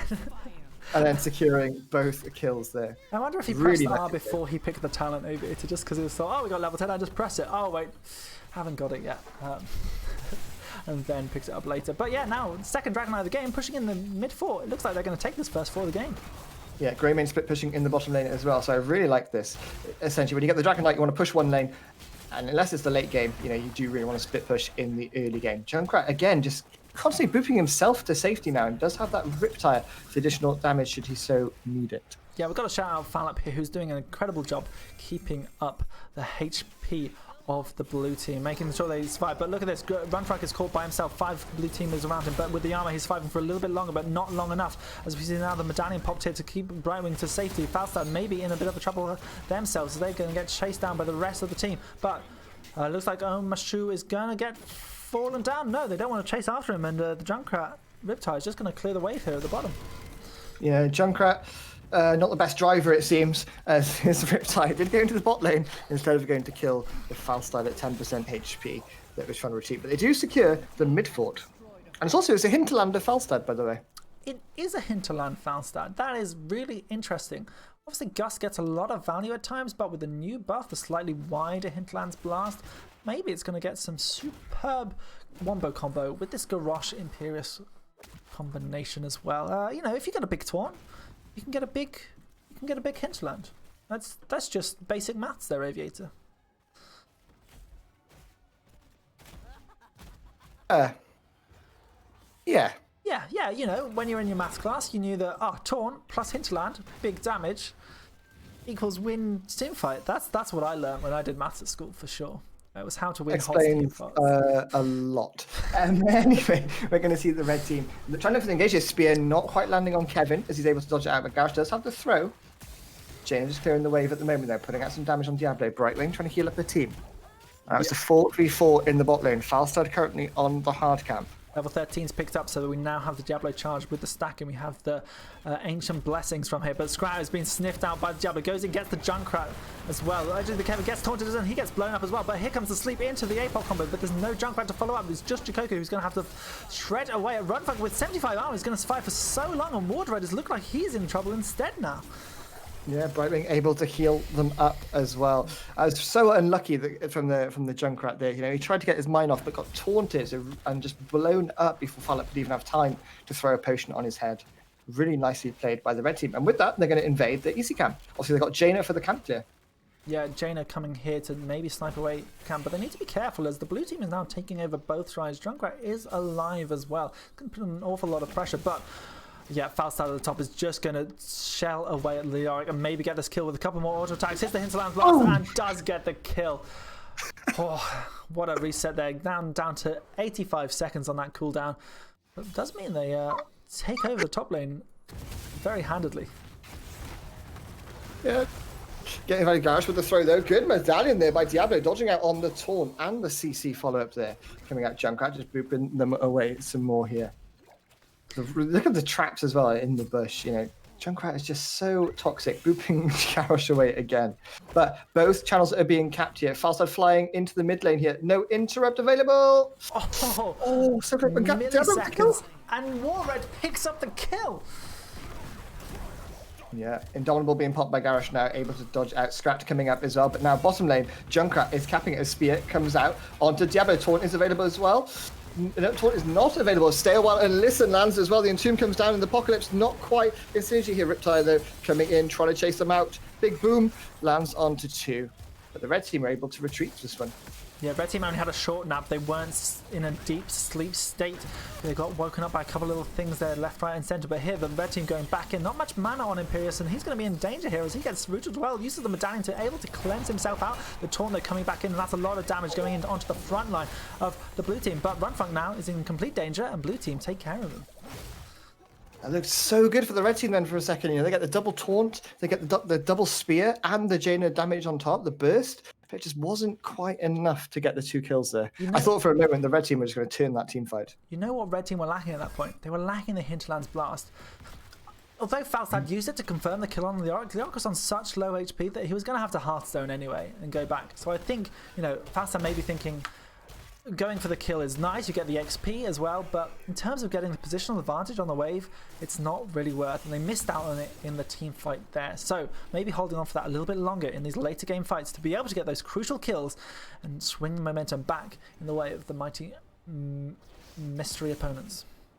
Mighty mouse is what you're going to say then, isn't it? Almost. They changed their name, it's very confusing. Yeah, but we see Junkrat pushing out the bottom lane here, and we're going to see the red team. They do have level 16 available. Garrosh wrapping around as well for the flank. Fallop steps up here. He could be thrown into the team and killed. Jigoku, though, is going to get thrown in. Taunt comes out as well. There's the polymorph. There's the damage. And Jigoku gets taken down. Riptide coming out now onto Jaina, but she does pop the Iron Blast. There's a 3-man hinterland blast down to a 30-second cooldown now. Garrosh trying to look for the throw. The spear comes out onto Diablo. The Entomb coming out to try and keep him alive, though. Diablo with the boot. 300 HP. Garrosh, though, taking a lot of damage from the towers, and he gets taken down by the Leoric auto attack. Yeah, I mean, just look at that. They almost got the kill. They got the kill on Kramer, and then they tried to chase after Diablo, but it's too far, too deep, and they lost their own tank themselves. So now Falstad has to fly down to the bottom, maybe take care of that wave.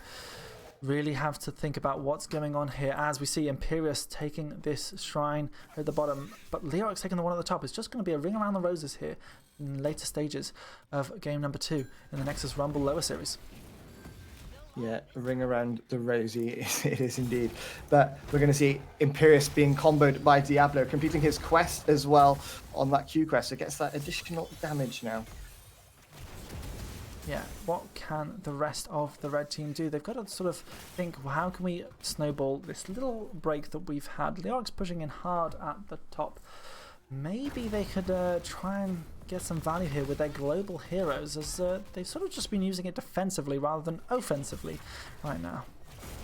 Well, Brightwing teleporting down onto the Imperius here, but this is a 2v4 situation. Brightwing gets booped in, does have the blink heal there. Remember, Garrosh throws Fallop in, taunts him as well, but there's not really any damage to follow up. Jaina comes down now, does pop the water elementals, the Riptide trying to zone them out. Jaina with the flank, does land the root. Junkrat misses the boop here. Diablo goes in, trying to get the combo to Jaina. The big stale one, Lister landing onto 4 here, but they're all, there's the Apocalypse. Can it go off? Jaina dodges out with it with the Ice Block, but the Entomb comes down. She's caught in it. Brightwing with the blink heal, though, blinks into the Entomb. Can they get the kill? They're both so low, and they do get the kill onto Garrosh and Jaina.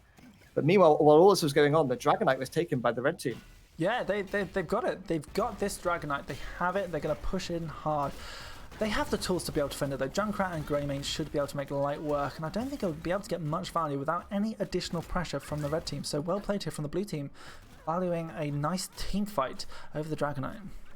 Yeah, it was a really nicely played team fight by them, Quite long, and it looked like Brightman's going to keep everyone alive. She was desperately trying to heal her team, but it just wasn't enough in the end. Yeah, they've got to think, what can they do? We're nearing level 20 here in the later stages of this Dragonshire game. It looks like our Exterminators are in control for now, but everything could turn around. As we get to the later stages, there's going to be some incredible stuff like the Winter's Mute from Jaina can be incredibly powerful to be able to turn any team fight around in your favour. But they're a little bit further away, and Dragonite's having to play so passively here. It's not gone well for the red team. No, this is the thing. When you have to play this passive, unfortunately, and level 20 is it going to be in now for the blue team. Yep, so level 20 v 19 is a whole level ahead, and they're looking to try and kill Falstad maybe outside of this Dragonite. Yeah, if you so can. Even if you go for the Stay a While Lissel, and you get booped by the Dragonite, you still get the silence proc on the hero themselves, so it can be incredibly useful for just a bit of follow-up like that. But we see War Red trying to find an engage. They have level 20. They're looking to try and get this engaged. It could go terribly long, though, if there's a really good Hinterlands Blast. It could turn the fight, even though they don't have level 20. But no, red team sensibly looking to soak it out instead. Yeah, Falstad just poking away. Does need to be careful though. If Diablo just pulls the trigger, I'm not sure why he hesitated on the Garrosh, but it looks like they want to go in here. They're going to have this camp to tank the fort, and they want to go through. Yeah, blue team really taking advantage of this level 20. Looking to push in this top wave, just maybe push it. Everyone knows that this bridge is such a dangerous bridge, and you don't want to go on it, especially against Hinterland Blast and a Jaina. But we see the rotation coming down to the mid lane instead. Mirror is a problem, and so is Scrat. Beautiful Entomb here, very nicely done. There's the follow-up APOC, and it looks like Brightwing is going to fall, and she has nowhere to run. Good kill here by the blue team. Yeah, really nicely kill. And it is Riptide upgrade, by the way. So now you can see it's only on a 15-second cooldown after hitting 2 heroes. Yeah, I mean, that's such a good upgrade at level 20. Some of these heroics are just going to be so impactful. And with the Blink Hellgate as well, and Diablo, they can really make some plays. So nice stuff here already from the blue team as level 20 just hits for the Reds. Yeah, level 20s are in now, and we do see, as you mentioned, the Winter Mute. It is going to be Nexus Frenzy. So, I can't believe you're not upgrading Hinterland. It does do a lot as well, the upgrade to Hinterland. You get a 20% extra. It's actually like a little bit, it makes the ult not bad at 20. Yeah. I'm a bit confused. Yeah, but we see Imperius take your favourite talent on level 20 as well as the Invisible Friends from Brightwing. and the upgraded taunt, of course, from Garrosh. Yeah, I think I do like Brand of Solarian. It just turns Imperius into a raid boss. If you can keep alive, especially if you got the East talents on 13 and 16, but the Entomb comes out onto the Imperius here. He is silenced, not able to get his ultimate. Brian trying to keep him alive and does manage to keep him alive. He does get his shield off as well. He's taking so much damage, and Junkrat with the boop manages to get the kill. But there's the Hinterland blast into the spell armor, unfortunately, so it doesn't really do too much, and Garrosh gets taken down next, and Diablo's looking for Jaina, blinks in, lands the stun onto Jaina, the flip, the combo, and Jaina gets taken down, and the blue team could look to end the game here. Yeah, I mean, they've got a great presence here. They have this camp as well to push in. They're looking there. They've got Greymane of all heroes, which is impeccable at shredding against the core. They're looking to get this keep really good. Garrosh calling out GG already. Well, it looks like it could well all be over. This is a really good core to defend on, though. The sort of, what's it called? The Nexus forces of it means that you can get nice combos on those stuns. But yeah, I mean, Greymane and also Junkrat. But Falap goes down. I was just talking about that big stun already putting impactful, but Falsat is going to fall. 30% left on this core. It looks like it will be GG. Yeah, a double stun though coming out from the core mechanics, but it's not enough. The core is no match for the Owls, and they take the second game 2-1 now in this lower Nexus Rumble series. Yeah, I mean, what a series so far. I mean, we saw that the mighty mystery opponents, a pretty good game. You'll get it right once. One day you'll say it and it'll just come out fluid. Yeah, the mighty mystery opponents. No. I thought I was going to do it. I thought it was going to be smooth. I'll just cruise in there. But the mighty mystery opponents. Yeah, I was taking game number 1 really well. Alex Terminator's showing their stuff on Dragonshire instead. I mean, this series is hotting up Aviator. Yeah, it is heating it up. You are absolutely right. I don't know who's going to take it. It's really even. First game was sort of more favouring the mighty. You've confused me now. The mighty mystery opponents. Yes. But game 2 heavily favoured the Owls a lot more. So it's been back and forth. So hopefully game 3 is going to be this really, really close kind of series now. Yeah, let's have a little look at the maps we've had so far. So if we go over to our map screen, obviously we had Ultrac Pass picked and Dragonshire picked as the games played. But what we won't be seeing is Braxis Holdout or Towers of Doom.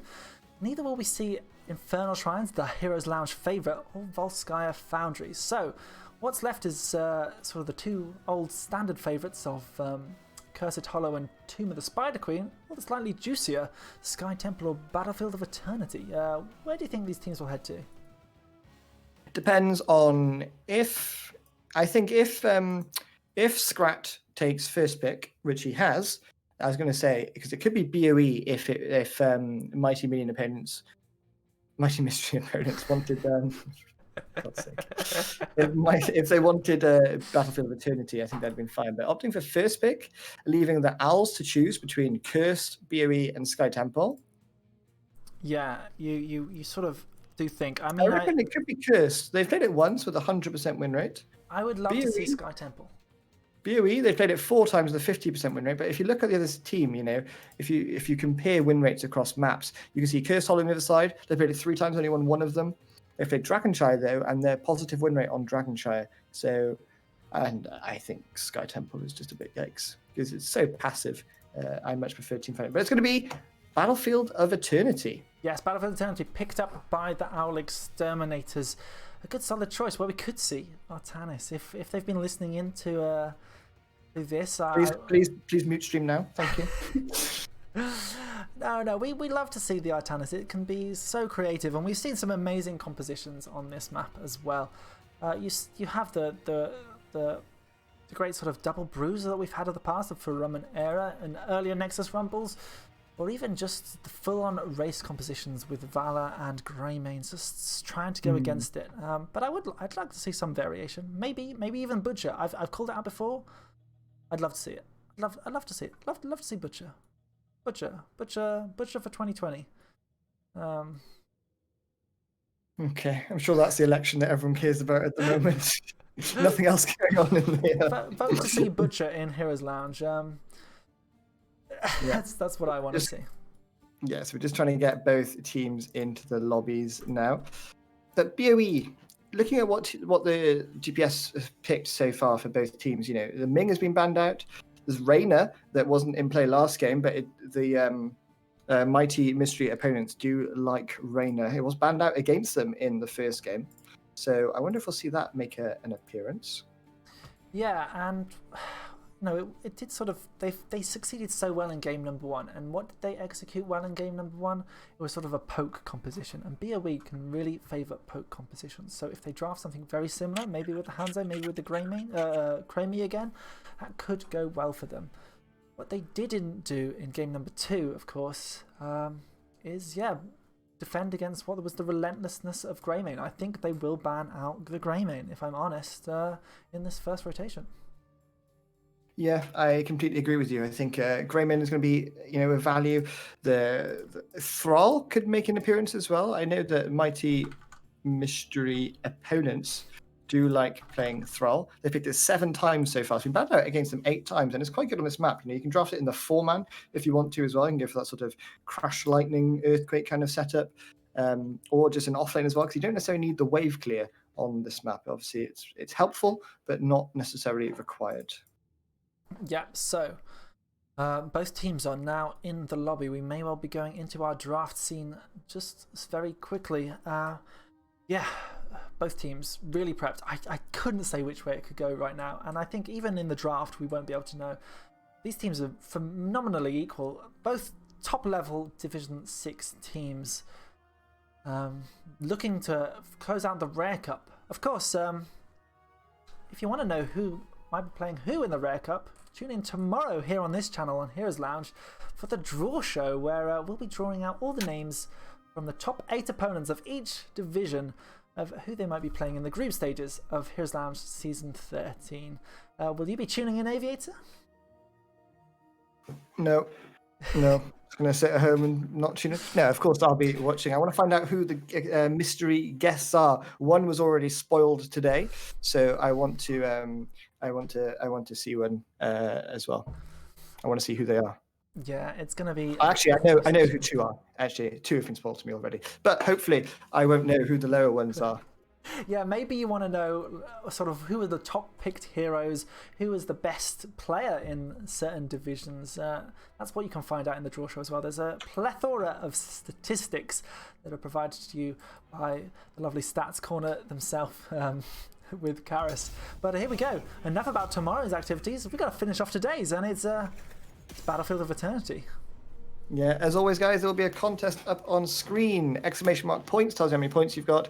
Exclamation mark bet A, a number of points to the team on the left-hand side. Exclamation mark bet B, a number of points to the team on the right-hand side. The prize is just pride, really, and then you can duel your friends in Heroes Lounge in the Twitch chat, etc., and just waste points, essentially. But anyway, make sure you get your bets in. There will be time to do it throughout the draft and at the end of draft as well, so no need to rush. But there's a Deckard Cain ban, transparent, and the Gaslow as well. Not surprised to see the Deckard Cain ban after the last game. No, it was incredibly impactful with those sleeps. The stay on while and listen was incredibly powerful, and they managed to get the wombo combo with a Diablo.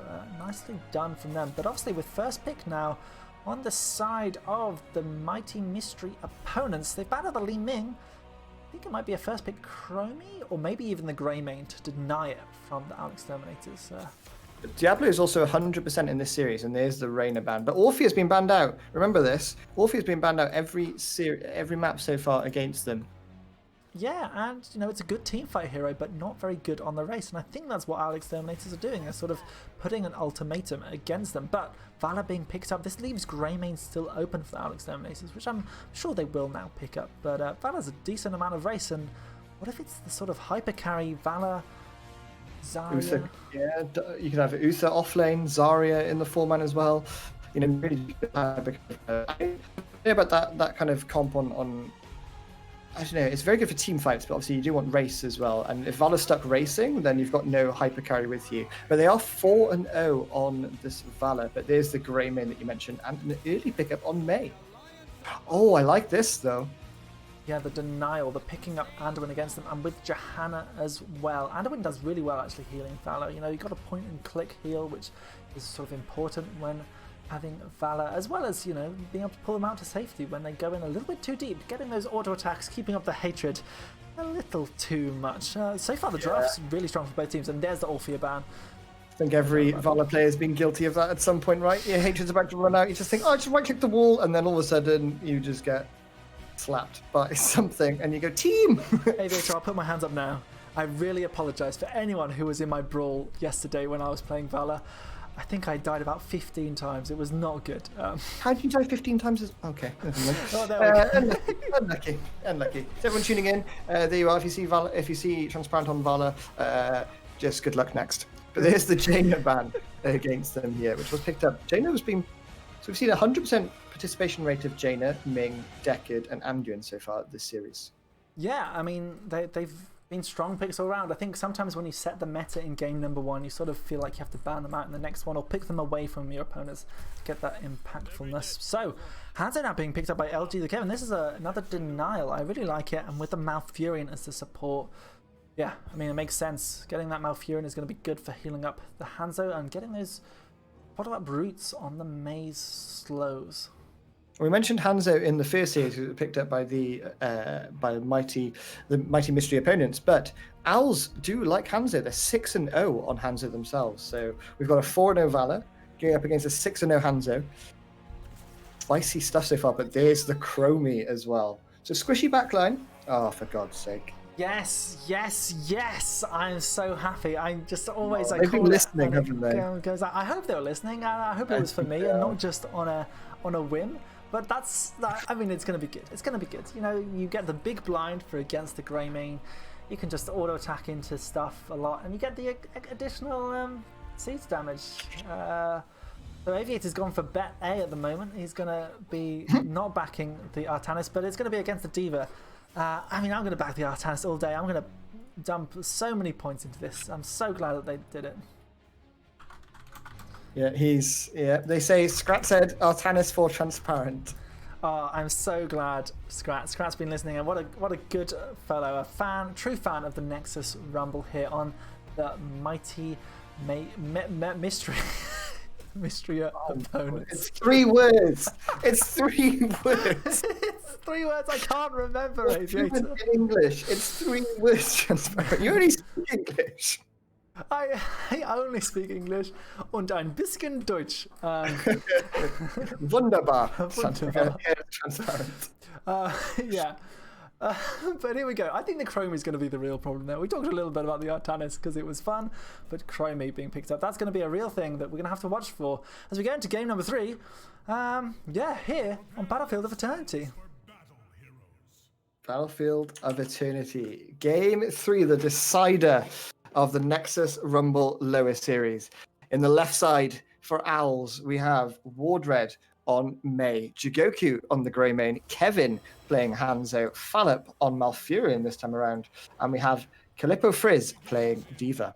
Yep, and on the right side in the red, we have Scrat on the Kramer, we have Runfunk showing off on that Jahan, we got Boba Fett on the Valor, we've got Merlin on Anduin, and of course, the MVP of this series so far is Omi Chashu on the Artanis. The MVP just because he picks a hero.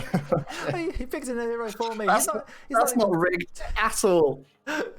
Like if you pick Artanis, you get MVP or Butcher. If there's a Butcher and Artanis, it'll be so confusing for me. But yeah, he's unsure what to pick for level 1. He's not sure if he's going to get additional stacks, and he has gone for the stacks against the D.Va, not for that additional race. So just for that team fight, we'll have to keep an eye on that. It's actually really good into D.Va, I'm not going to lie, because you get a hero takedown for the mech. Top tips here. Artanis tips from Aviator. It's almost like he might play Artanis in his spare time. But when you see the route coming out from Malfurion onto the Johanna, but Johanna able to walk away. Nice little trade so far. Hanzo just poking away, and so is Chromie. Valor just struggling to sort of be able to do much damage at the moment, just getting focused by Mei. Every time Valor steps up, Mei is just throwing a snowball at her face. Yeah, she's going to really struggle to sort of do much if she keeps getting blinded and this aggression. And Jigoku played so aggressively on the Greymane last time that you're going to have a real tough time as a Valor, because if you fall a little bit low, Jigoku's going to leap on you and try and eat you up for afternoon snacks.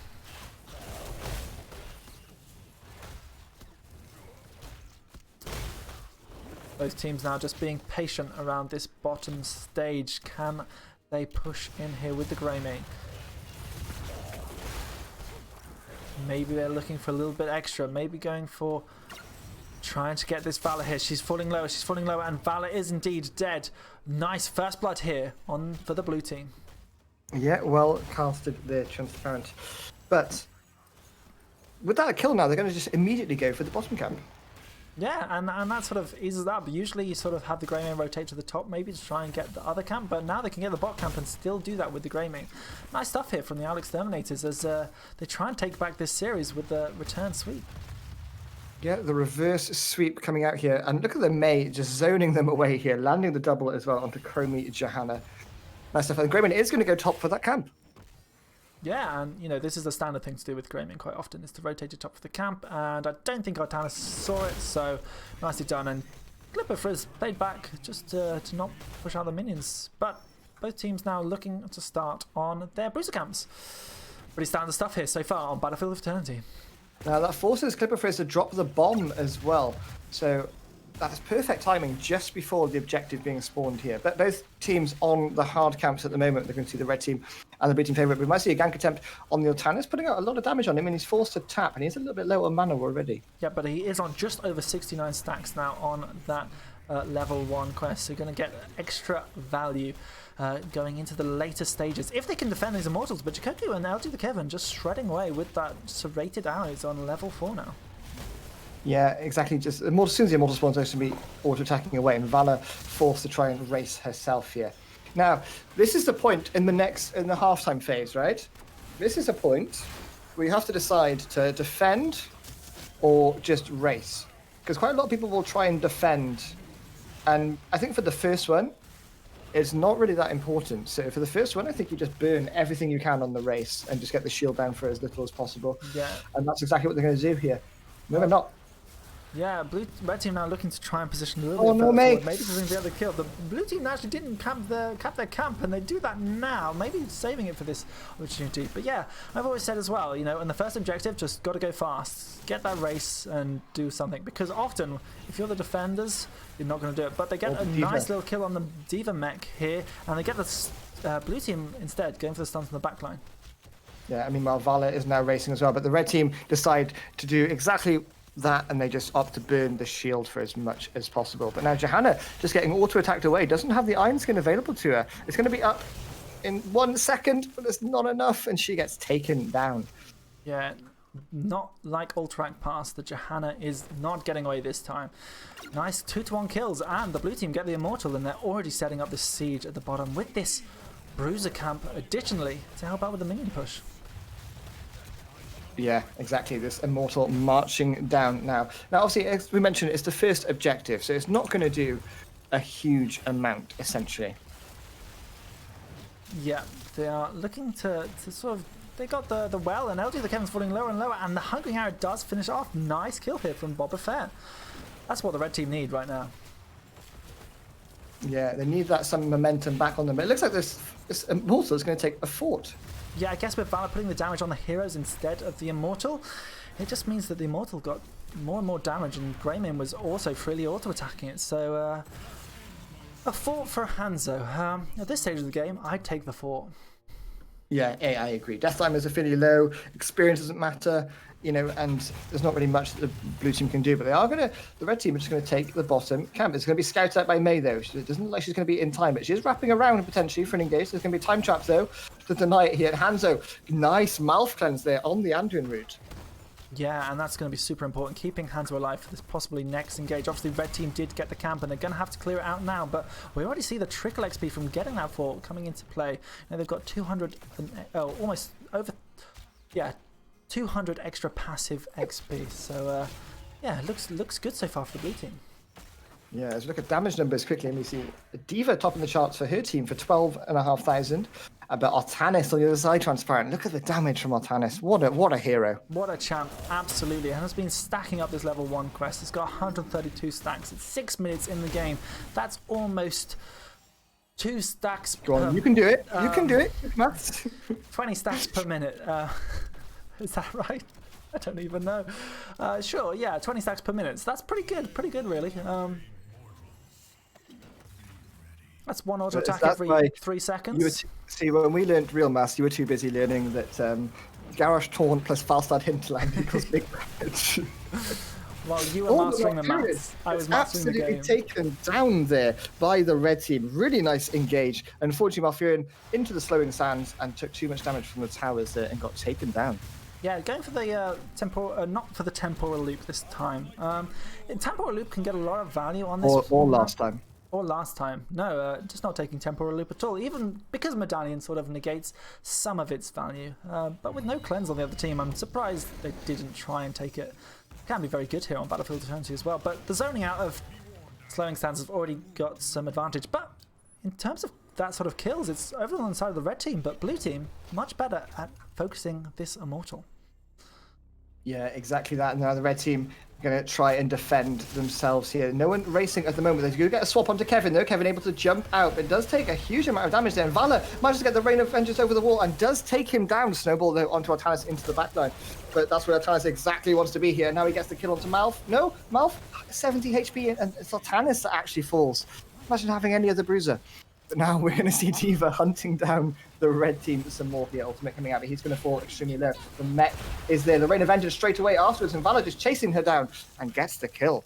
Yeah, well played here from the red team. They actually used the Falling Sword Light Bomb Wombo combo. Yeah, it's a little bit of an unusual interaction, but it does indeed work. You can sort of leap into the air and stun the backline opponents. So, what more can they do with that? And got them the kill on Hazard, but here the red team are looking to maybe get away nicely as Grayman's now blinded, trying to get this Immortal HP down.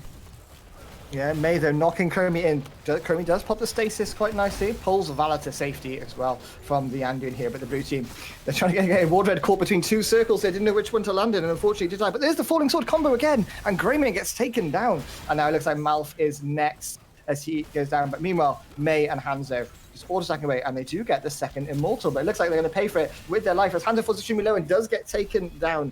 May slides to safety, and Diva's opted to retreat as well. So yeah. The blue team, they get the Immortal, but they lose the kills. Yeah, and these kills are sort of stacking up as Artanis now has 205 stacks 9 minutes into the game. So, you know, it's looking good for him, sort of getting the value from this Artanis pick. But what can red team do now? You know, they can't really push at the bot lane because the minions are so far pushed out, and they just have to defend against this Immortal. So even with those kills, they just aren't able to get an advantage right now. No, it's actually the annoying thing about BOE. But do you know what? If this game goes to 20, red team auto wins, I think. Yeah, and there's a little bit of an attempt here on the Artanis at the bottom, but it's not successful. LG the Kevin maybe trying to get it with a scatter out, 300 Kevin. HP. Oh, Go on, Kevin. Artanis, Kevin. Artanis, come on, live. You've got to Artanis. Kevin, kill him. Kill him, yes. Artanis goes Kevin. That's what we want. Kevin, you're the hero we didn't deserve. LG the Kevin, the MVP here for Aviator. But I'm red team. nodding that, man. But anyway, we see the red team, though, despite losing Artanis, they do see two in the top lane, so they will take up this bottom goat camp. Yeah, experience is almost even Stevens at the moment. You know, they're both on about 36,000 XP. Level 13 now coming in just a little tad earlier for the red team. So they get some important talents coming in. We're going to see that extra raw damage as well as the Titan attacks from Artanis. Yeah, Artanis' damage is going to start ranking up. You know, triple strike and Titan killer at 16, yeah. And it's going to be a lot of damage actually onto that May. But May does pop the unstoppable here, but Valor is waiting with the Rain of Vengeance here. And look at the, you know, Valor does put out a lot of damage with this Q build. The QEQ combo, you know, combined with multi-shot as well, it's just a lot of burst damage. Yeah, and they're pulling off really well. She's thinking about what she wants to take on level 13 as well. Maybe going for that additional heal from the Hungering Arrow, or if she's feeling a little bit threatened, going for the Gloom. That's also standard. But no, it is going to be that Siphoning Arrow, so yeah, going for that full Q build. Nice stuff here from Boba Fett. Yeah, at 16 though, that's the question of what talent to pick on Valor, because Valor could go for the spell power as well, which is really nice with the Hungering Arrow build. And obviously it makes your hatred stack twice as quick as well. Each auto is 2 hatred instead of 1. So That's one of my favorites, but you also, you're opting to not take Manticore into May and Diva, so there's that to factor in as well. But Light Bomb Falling Sword comes out as well, doesn't quite land as Hanzo senses it and jumps away. Meanwhile, Johanna just gets brought into the face. That's probably on top of the Hanzo arrow in the background there. Greymane's just been trying to get there, but can't quite get there. He gets rooted as he jumps in, and Greymane gets taken down. Yeah, unfortunate here for the blue team as they try to get the flank on the background, but it just let them exposed. But now the red team just putting on the damage everywhere, and they get the triple kill. Nicely done here from the mighty mystery opponents. Done transparent. But I just want to say, shout out to Scrap there. He dodged out on a snowball using a stasis on Chromie. Like in the middle of the team fight as well, just insta-reacted, pops the stasis to dodge out on the snowball. It was really, really well played. Oh. Yep, Scrat doing a lot of work here for his team. It meant that if he didn't dodge that, they wouldn't have had the damage to confirm those kills. So, nicely done. And I like this, though, because, we were saying that the red team have been losing the Immortals at the moment. But the death timers are now starting to get longer and longer. So the red team are starting to be able to win these Immortals. Yeah, and this is going to be their first Immortal if they get this. And because they've got these fights, because they've got the Artana stacks at 265, they're doing ever so great. Here comes the Falling Light Sword Bomb didn't come out, though. The Light Bomb not on it, and Runfrunk is a little bit far forward. The Twilight Dream is going to put pressure on Johanna, and she is going to go down. So once again, the Immortal has gone over to one team, but the team fight is looking to go over to the other as Boba Fett is falling lower and lower. Jikoku is going to finish him off, and Glipper Frizz is a little bit of danger, but blue team are more than happy about that. And they're just winning this team fight left, right, and center. Yeah, Artanis gets taken down as well. Unlucky. Yeah, but now blue team have to rotate to top. They've got good clear for this though, so it may take the fort, or if they're lucky, they may be able to do it beforehand. Yeah, they will be able to defend the Immortal. I think it will get the fort. It should get the fort anyway, right? It does a lot of damage. Yep. Yeah, that's the fort gone for them. But structure-wise, they're still ahead at the moment, and experience level 16 is going to be in momentarily for them. And it doesn't get the fort. They're able to defend it. Yeah, I mean, this is the power that you have with Greymane and the Serrated Arrows Hanzo. It's really good, especially now with the level 16 with those piercing arrowheads. So, what more can they do as we get into these later stages of the game? Both teams getting more and more powerful, but red team thinking, we're feeling a little bit nervous. We've got to take our bruiser camp now instead of trying to wait for later on in the game.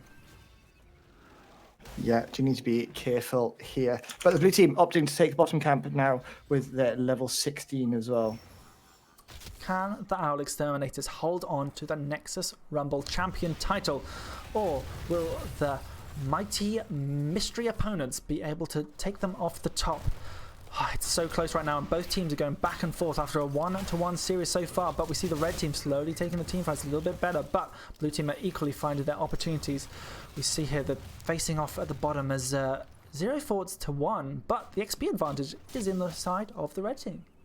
Yeah, that's the kills, isn't it? There are 11 kills to 7 in ahead at the moment. But the passive XP netted from the forts is going to start slowly helping them catch up, and you can see that, and we are going to see an engage coming out in the top lane. May sensing that they're coming in. Johanna forced to pop the Iron Skin already, condemns the Diva as Diva falls extremely low. They could go for the Light Bomb combo should they so wish, but does not they want to pull the trigger here as Wardred looks at that snowball. Big Hanzo arrow, they're landing onto 2 here, and there's that scatter build now coming in, the piercing of 16, but May is falling extremely low.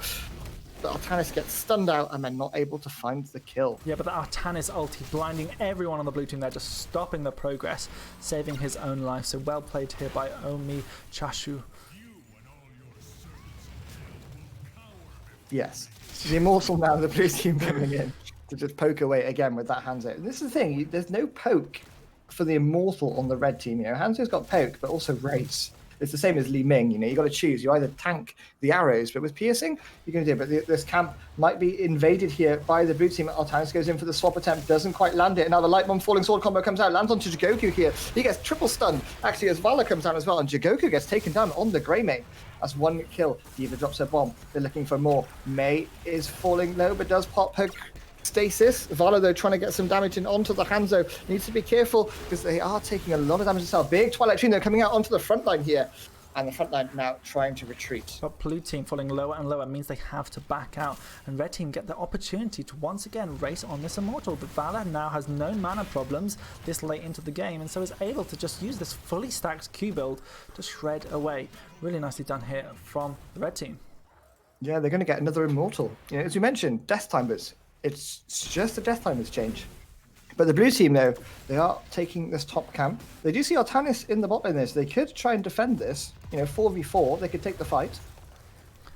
They're opting not to. They're just going to get some external pressure. I think the Immortal could push down either lane. I'm not sure if it's based on... No, it's based on structure health, isn't it? Not just on actual structure. So it will be the bot lane. So this top camp will help out in putting a little bit of additional pressure with one catapult.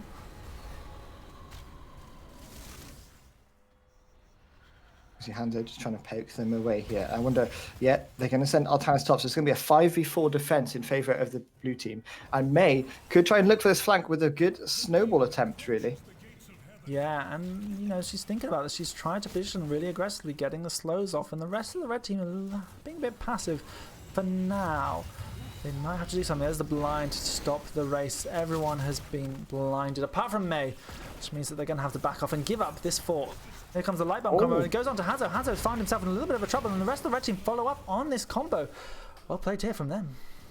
This falling sword light bomb combo is just so nice to see. It's so well executed as well. So the press R to get a one-shot comp. Yeah, I mean, they're doing really well. They're pushing in hard, and they're getting it done. And it's missed a couple of times, which shows that it's not sort of OP, but executing it so well. This keep is falling lower and lower, and they might be able to get this keep here with the Chromie Siege as well. Yeah, but the blue team are definitely trying to defend it here. Boba Fett dodging out there. Didn't want to get snowballed into, but they don't secure the keep. Artanis obviously in the top lane trying to get this fort as well, and even the catapult pressure in the top lane. Yeah, and this is definitely where the red team have taken control of the fight. They've got the level 20s now, so we've got the Zealot charge from the Artanis with 345 stacks now on that level 1. That's a lot of damage, but most importantly, the upgraded Falling Sword. That's going to prove very useful in these long. So I said earlier on, right? I think 20 is auto win for the red team, and the reasons being is the Falling Sword upgrade means you can just use it for wave clear. The cooldown reduction is that strong, you can just use it for wave clear. Chromie also gets Piercing Sands, or the Slowing Sands upgrade. And you've got Vala with the Farflight Quiver now, just going to be so hard to try and kill her. Yeah, she's going to be able to auto-attack away in beautiful safety. So, yeah, you're absolutely right. Red team have this incredible, powerful comp, and I don't think the blue team quite have the same power spike. But if they find themselves a good team fight with a good flank, maybe a good avalanche, it could all turn around. It's all to play for here in the Nexus Rumble lower series here, where we have our Exterminators and the mighty mystery opponents. Second time tonight. I'm impressed. Looking to the Chinese are in now for the left-hand side team. And we do see Life Bloom from Malfurion. So no Astral Communion coming in, or Lunar Shower. But we do see a bush attempt here. I wonder if it's going to be scouted out. May does scout it out. Lands the 3-man with the snowballs. Chromie, though, with a big Hanzo arrow coming in here. Can they get any follow-up damage? But Andrew with the pull immediately there onto Chromie to make sure she doesn't get taken down. Yeah, but that's a pull with a cooldown on it, 90 seconds. There's no second one at level 20 at the moment. So this means that maybe a big avalanche combo could put someone in danger where they aren't able to get out. But right now, blue team have been prioritizing this bruiser camp, trying to get a bit of slow pressure, but is that worth all the HP that they've lost on the Immortal? Depends if they can race now or get any sort of engage, and obviously the camp. But there's the Falling Sword combo landing onto Malfurion and Diva. Malfurion does pop the medallion there and is able to walk away. Johanna are trying to hunt them down, but Falling Sword's gonna be back up in 10 more seconds. Meanwhile, Greyman's going aggressively here onto the Chromie. Can he get the Chromie kill? Andrew's desperately trying to keep him alive. Greyman's 1v2 in the back, does get blinded unfortunately, but it means that Johanna's gonna get taken down. Meanwhile. Yeah, Johanna falling. This means that the blue team can really look to try and get the rest of the kills, and they get another one on Artanis. Johanna's just been the front line for this composition, and Greyman, the though, falling sword thing. MVP of that team fight. Like, oh my god, he solo single-handedly zoned the Anduin and Chromie out and almost got the kills 1v2 there. Yeah, I mean, they have been pushing in really nicely, going in hard, and it did mean that there was no follow-up damage. So yeah, absolutely right. MVP is currently Greyman, and they're going to pick up this Immortal this late in the game. Yeah, May just going up to make sure. I like this though. Instead of just all racing, May doesn't really offer any Immortal race, so they're just opting to transit it. They do have Hanzo Arrow though. Hanzo Arrows are pinging. There's the arrow. It lands on Vala here, and the player of the game coming out. Vala with the pull from Anduin again, able to live. That's a nice Hanzo Arrow there. Prediction of the movement there. Yeah, I mean, being able to scout something like that out, it's a miracle that Vala didn't die. Well played here from the Anduin on the side of the mighty mystery opponents. Now, pushing down this top lane, it's a slightly unhealthy shielded immortal. It might be able to get a keep though if they can get another kill. Yeah, might be able to get a keep if they can. This Immortal now is going to be shredded, though. You know, Valor with the Farflight Quiver, able to just weave in these auto attacks and the Q as well. Artanis goes to the swap. Probably a good thing he didn't land that swap, I think. He probably would have been focused himself. Valor falls to about 50% HP, healed up by Anduin. This is the way the Chromie Piercing is helping out in the defense, though. Maybe they can get something to go, and D.Va is looking to get around the flank, but Artanis is putting on the damage. Here comes the Light Bomb combo onto two of the people. Grayman is in desperate trouble. He's going to get swapped. He gets taken out. The Twilight Dream is not enough to keep him alive, and May is also in dire trouble. The Piercing Sands is looking to put out so much damage on the rest of the blue team, and the red team are just punishing them for not having any Greymane to zone them out now. Really well played here by the Reds. Did you see that? Did you see Artanis swapped into the snowball path? He hit the swap but got snowballed mid-charge. Maybe that's where he wanted to be. That's 3 kills, but meanwhile, all that was going on, they were losing core. 4 kills, but they were losing core. But can they end through the bottom lane? 67% on their core, but you're absolutely right. This is about a 20% healthy keep. With Valor, they can get through it nice and quickly, and with only Hanzo to save it, he's going to have to be careful as well. I mean, a Dragon's Arrow means that he can stall it maybe a little bit. There's 17 seconds on Greymane, 20 seconds on Malfurion, but with no front line for a lot of time. Falling Sword comes out. Medallion being used on Hanzo there, but he's going to get combo, but he manages to jump out. Now the question, is this clownable, guys? No one, Greymane back alive in 3 seconds. Hanzo putting out quite a bit of damage though onto Johanna. She's falling low. Here's the Dragon Arrow as well, and Johanna gets taken down, but the core is still falling. It's at 50%. Can they defend this? Artanis is just melting it there. It doesn't look like they're able to defend this one, I don't think. Hanzo desperately trying to kill, does get the Valor kill, but Artanis with the blind. And they take the series. GG. With 426 stacks on the Artanis, it was just too much. The mighty mystery opponents are our new Nexus Rumble champions. Lower champions. Yeah, lower champions, but champions nonetheless. Exactly. We take any champions here, but really well played. Like, I thought for a moment they were possibly going to be able to defend it there. I thought, you know, watching it back on stream now, so we've got a 20-second delay, but it looks so close. Yes. But unfortunately, Artanis just being left alive. Artanis, you know, look how much value Artanis got transparent. Yeah, I mean, it was big worth pick. And, you know, doing those big brain plays of putting yourself in a snowball to get yourself closer to a D.Va so that later you can auto-attack the core without that D.Va. It shows that it really means business. But that is all we have for you tonight here on the Heroes Lounge channel with the Nexus Rumble this week. But tomorrow, we have our draw show. Yep, the Heroes Lounge draw show starts tomorrow at 20 CET. If you're a Heroes Lounge fan or just want to know how many times was Artanis picked in the Rare Cup, maybe you can find that out tomorrow. Yep, here on Heroes Lounge. Or if you enjoyed these games that we played today in the Nexus Rumble, our Winner Stays On series in Heroes Lounge, where the mighty mystery opponents will be facing off someone. Yep, it'll be on Sunday next week at 19:30 CET.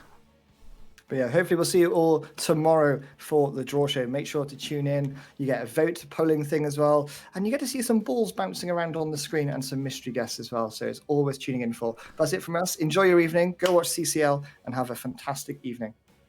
We'll see you again next time. Good night.